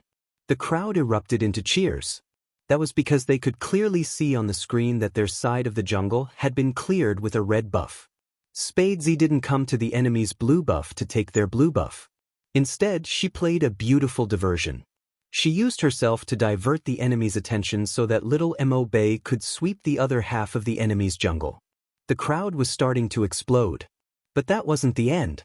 Spade Z, who had cleared the minions, jumped towards the red buff area and blocked the opponent's ADC. She used her own move and stunned him. The three of them were shaken to the spot. At this moment, Mo Bay, who had taken the red buff, leaped forward and attacked the ADC until his HP was low. The newbie reacted and hurried over to support. The ADC's positioning wasn't a problem. He used sprinting to retreat and hurriedly pressed the return button. Only then did he avoid the danger of losing 1 HP. The opponent's sorcerer was also frightened by this violent fighting style. He didn't dare to leave the tower. Spade Z was really fierce. Her fierceness was usually unexpected. You didn't know when the opponent would suddenly explode. She could even do something as crazy as crossing the tower. But because she grasped the opponent's mentality, Bo Jio didn't have any intention of retreating. When she saw the newcomer, she moved nimbly and avoided his attack. She turned into the bushes and leaped forward, knocking the assassin out. When little Mo Bay saw this, she dashed forward again. After her jungling skills were maxed out, she could directly slow down the opponent. After being stunned, she was slowed down and was hit by a series of attacks. The newbie didn't have much HP left. He shouted for reinforcements. The opponent's people were indeed rushing over. But because they didn't manage to get any resources or minions, they only cared about intercepting Spade Z. Their economic foundation determined their equipment. Their awareness wasn't there and their speed wasn't fast. Hence, their reinforcements were half a beat slower. The newbie gritted his teeth and was about to press the maxed-out jungling skill to slow down the opponent's speed. But he didn't expect to be stunned again. Spade Z's support skill shot out something that looked like a strip. It could cause damage from a distance. The newbie was waiting to recover. But in the next second he paused. He watched as the player dashed to his side and used a max-level jungling skill to reduce his speed once again. Not only did the player get close to him, but he also dealt lethal damage to him. He, who had always dominated the jungle and was known as a jumping hero, did not even have a chance to jump. There was a deafening special effect in the game. First blood. The first drop of blood. Who has the head? People subconsciously turned to look. Words appeared on the screen. Spade Z. Using support to take the first HP? And the one he killed was an assassin. Deafening cheers rang out in the small private venue. It was the truth of the words fans often used to describe her. Who said I wanted to attack your monster? I'm going to hit you and take the red and blue beasts from you. The other party was already feeling a little numb from this kind of heavenly performance. In the past, he didn't think much of it when he watched the competition. After all, they had always believed that Spade Z's defeat was mostly due to her positioning or maneuvering. If it had been them, they definitely wouldn't have done such a thing. After all, Spade Z's moves weren't invincible. But when they sat down and fought with Spade Z, they realized that Spade Z was the real deal. There were some things that you couldn't think of, and even if you did, you wouldn't be able to keep up. It was a different feeling from being able to look at the entire map from the audience's perspective. They couldn't even guess what Spade Z wanted to do. Originally, he wanted to watch the operation at the beginning. He thought that the other side was worried about the 2v4 and wanted to hold back a little, so he wouldn't be too aggressive. He didn't expect that her target from the start wasn't anyone else, but the assassin from their family. There was a principle in playing this game. As long as you can suppress the opponent's assassin, then the wild zone will basically be yours. It seemed like Spade Z wasn't worried at all. It was because they had used conventional methods to think of her style of play, and they had thought of it wrongly. Someone shouted, FC King, God Z. All that was left in the surroundings were the shouts. Some of the opponents wanted to stop Spade Z, but when they saw that her HP didn't seem to have dropped, they stopped. All of a sudden, he lost all thoughts of intercepting them. But even if they didn't stop her, it didn't mean that Spade Z wouldn't take the initiative to attack. She already had a kill on her, so she had pulled away from the opponent in terms of finances. In addition, Their little assassin was hiding in the bushes at the side. Bojio didn't hesitate. She leaped forward and used the special skill of dizziness. That was when the audience realized that in the seemingly easy operation, there was a shocking technique involved. Up until now, no one had been able to accurately hit Spade Z. On the other hand, the damage she dealt was able to knock out 2 opponents at once, and her attacks didn't miss. Achieving this sounded like a very thin task. But when it reached the extreme, hand speed, prediction, consciousness, passive moves, familiarity with the map, and even the key points of the opponent's skills. All of these required the operator to be incomparably familiar with them. Not everyone could reach this step. Not everyone was Spade Z. Even though this was the first time they played together, little Mo Bei, who was extremely cooperative with Bojio, leaped over the moment the 2 opponents were knocked out. Her target was the fragile ADC. The ADC didn't have a red buff on him.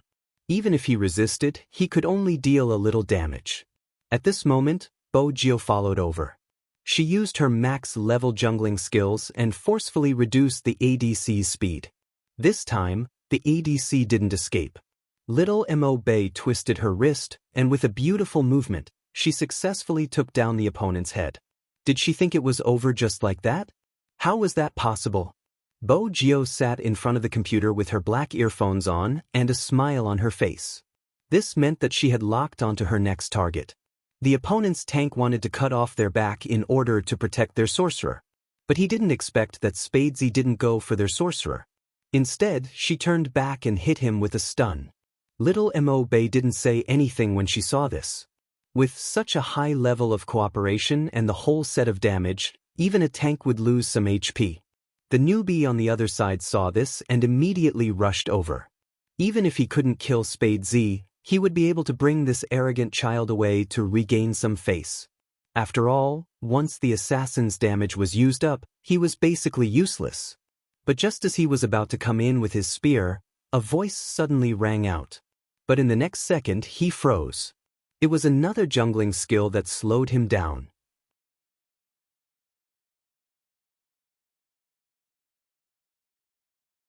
Chapter 15-17.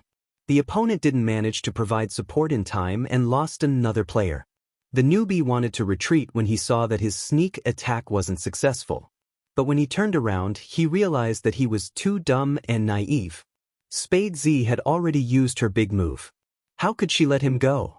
She leaped forward and used the formation she brought out to lock the newbie in place. The newbie seemed to have been electrocuted. He couldn't move at all. Moreover, little Mo Bei was there too. Even if she didn't have any more moves, her long sword would still be able to cause a certain amount of damage. But the highest damage came from Spade Z's big move. The newbie watched as his HP was sucked dry. He didn't even have the strength to retaliate. He couldn't even jump over the wall. It's no wonder Spade Z chose this hero character. This auxiliary tank was originally used to counter assassins. Anyone who plays as an assassin knows that the most terrifying thing is to be controlled. I want to know how that person feels right now. He can't even jump. It's so pitiful. He must be doubting his life from being controlled. Spade Z is using his jungler skills as a control too. This logic tells us not to challenge Almighty Z. The entire game ended. Mo Bei was either hiding in the bushes or Bojio was hiding in the bushes. They took all the resources in the opponent's jungle. Then they split into 2 groups to clear the enemy. They didn't even take their own jungle. First, they broke through the tower. After equipping themselves with blood-sucking equipment, they didn't even have the intention to return to the city. The newbie's words were like a slap to his own face. He didn't even let the opponent take a single wild beast. He was the one who couldn't get anything. In the end, he reacted and wanted to go to the opponent's jungle to counterattack. But he forgot something. If he did that, he would waste a lot of time. Hence, he hadn't reached the middle stage yet. There was a fatal economic gap between the 2 teams. But Master Bojio didn't intend to drag the competition to the later stages. Just 3 words: beat hammer and be tough. The opponent's ADC was trembling in fear. Almighty Z, is it okay for a support to be so fierce? But anyone who calmed down and studied professional competitions would definitely realize that. If the support played well, it could easily become the key to victory. This game was meant to counter and kill each other. It all depended on how you used it. Everyone thought that it would be over after pushing the tower. Unexpectedly, Spade Z and Mo Bay hid near the bushes by the river at the same time. He didn't move at all, and no one knew what he was doing. The rookie leaped over and wanted to demolish the tower. But before he could jump, Spade Z froze him in place. Basically, once Bo Gio pinned him down, she would bring him away. From the beginning to the end, the opponent's score was 0. As an assassin, the newbie was unable to perform at all. It was because he had been restrained for too long. Seeing the city being destroyed, his face turned ashen. They lost even in a 4 versus 2 fight. Not to mention a duel. Moreover, the rookie also knew that he would be beaten up even more badly if he were to fight one-on-one. Right now, Spade Z was still using support. What if she used her best assassin skills? The rookie did not dare to think further. He took off his earphones as the burning sensation on his face had not stopped since the beginning. Bo Gio smiled lazily. She wanted to ask, "Is it time to call him daddy?" However, when his gaze fell on the little person sitting next to her, he retracted his hand. It's not good to lead children astray.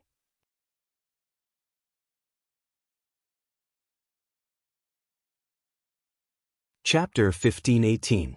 Are you done? Chin Mo's voice rose slowly. If one listened carefully, it sounded cold. Bo Gio took a step back. Then, she seemed to have thought of something. She used the slide of the chair to reach Chin Mo's side and stood up. She placed one hand on the chair and tilted her head. In front of everyone, she planted a kiss on the side of his face. Her silver hair fell down. She was still that handsome and arrogant youngster. I'm done. I'm asking for a reward from Captain. This time, Chin Mo smiled. He pulled her to his side and looked towards the newbies who were stunned. The top 5 in terms of data, stay behind. Little Mo Bay stood up. She carried her school bag and stood at the front of the line. Chin Mo swept her a glance and didn't say anything. But he knew that this little boy was in a good mood. Little Mo Bay was indeed in a good mood. Even though there wasn't any emotion on her face, she was happy inside. She hadn't expected to be able to play with Almighty Z. Besides, she seemed to have touched her head just now. With this thought, little Mo Bay reached out and touched her head. Chin Mo's gaze deepened. He left the rest to Lin Feng. He dragged a certain someone to the office on the top floor and locked the door. Bo Gio still didn't understand what was going on. The Almighty pressed her onto the office sofa and started kissing her. All he could smell was the faint scent of mint. His thin lips pressed against her ear, and even his voice carried a trace of numbness. Did you have a good time playing games just now? It's nothing much. Bo Gio's body trembled. When she felt his hands sliding in, even her eyes started to tear up. Chin Mo held her waist and lowered his gaze. When are you going to change the fact that you want to bring a good-looking child home to raise? I only want to raise one. Bo Gio immediately understood the reason. Chin Mo arched a brow. Then why did you help her? Brother Mo, she is really a little girl. Bo Gio felt that she had to make things clear. Chin Mo smirked. When you first met me, you said I was a little girl too. Bo Gio. Did he hold a grudge for so long? Lin Feng is still there. You can ask him, Bo Gio suggested. Chin Mo leaned forward. He will ask. We will solve your problem slowly. What else do I have? The rest of Bo Gio's words were replaced by kisses and hands. Chin Mo was really jealous. Even when he was young, he didn't want to be surpassed. A numbness spread from her tailbone. Bo Gio was locked in his embrace, and moving would only bring her closer to him. His hands were under her clothes, and the strength of his kneading was impossible to resist. Even if it was through the friction of his trousers, it was the same. Bo Gio wanted to move, but he pressed her long legs down, his voice still beside her ear. In the future, don't touch other people's heads so casually, understand? That voice was a little heavy. The air in the room was heating up bit by bit. The more he behaved this way, the more she could see his seductive side. Once that handsome face was stained with other things, it was like a noble god falling from the sky. There was a faint evil aura on it, making people want to be controlled by him more. Chin Mo wasn't going to let her off just like that.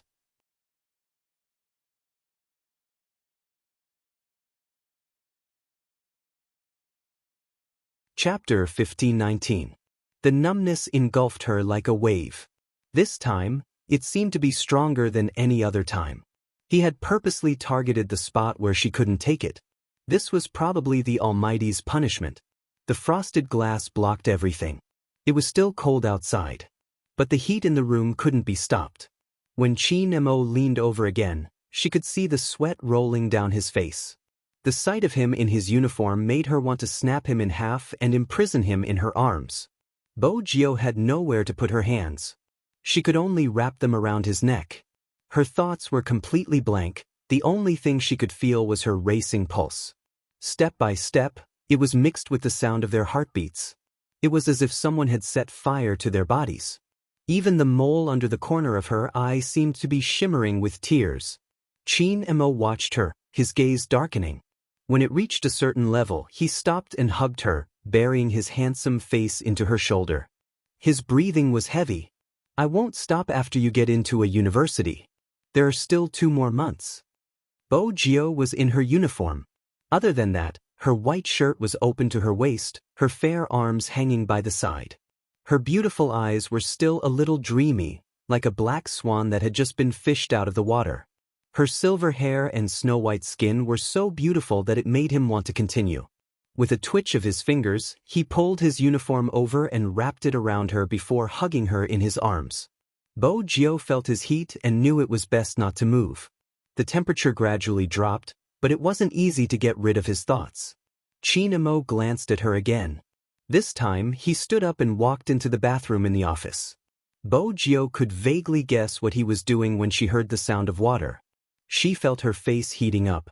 She decided to divert her attention, taking a bottle of chilled mineral water from the small fridge. When the temperature of his body dropped, Chin Mo came out. His black hair was chilly. He wasn't wearing a shirt, only a pair of long pants. There were still water droplets on his thighs. His eyes were so deep that one couldn't look away. Bo Jio took another sip of mineral water. She couldn't be seduced so easily. In the end, she would be the one with the backache. However, she couldn't go out in her current state. His neck and collarbone were covered in marks, and his shirt was wrinkled to the point where one could tell what they had done at a glance. The smart Bo Jio knew that the Almighty was doing it on purpose. Chin Mo didn't leave her alone. He reached out and snatched the bottle of mineral water from her hand. "What are you thinking about? That kid just now?" Bo Jio smiled. She leaned over, wanting to take advantage of the Almighty since he had just come out of the bathroom. She couldn't control herself. "I was thinking about you." Chin Mo's eyes moved. He turned his head to look at her. Then he suddenly smiled. He emptied one hand and lifted her chin. He slowly moved closer but didn't kiss her. His breath landed on her lips again and again. "You should think about your physics results. You'll have tutoring later." "Bo Jio, is this boyfriend biological?" You're tuning in to the Passion Pages YouTube channel. We're so grateful for your support, and don't forget to subscribe to join us on this incredible journey through captivating stories.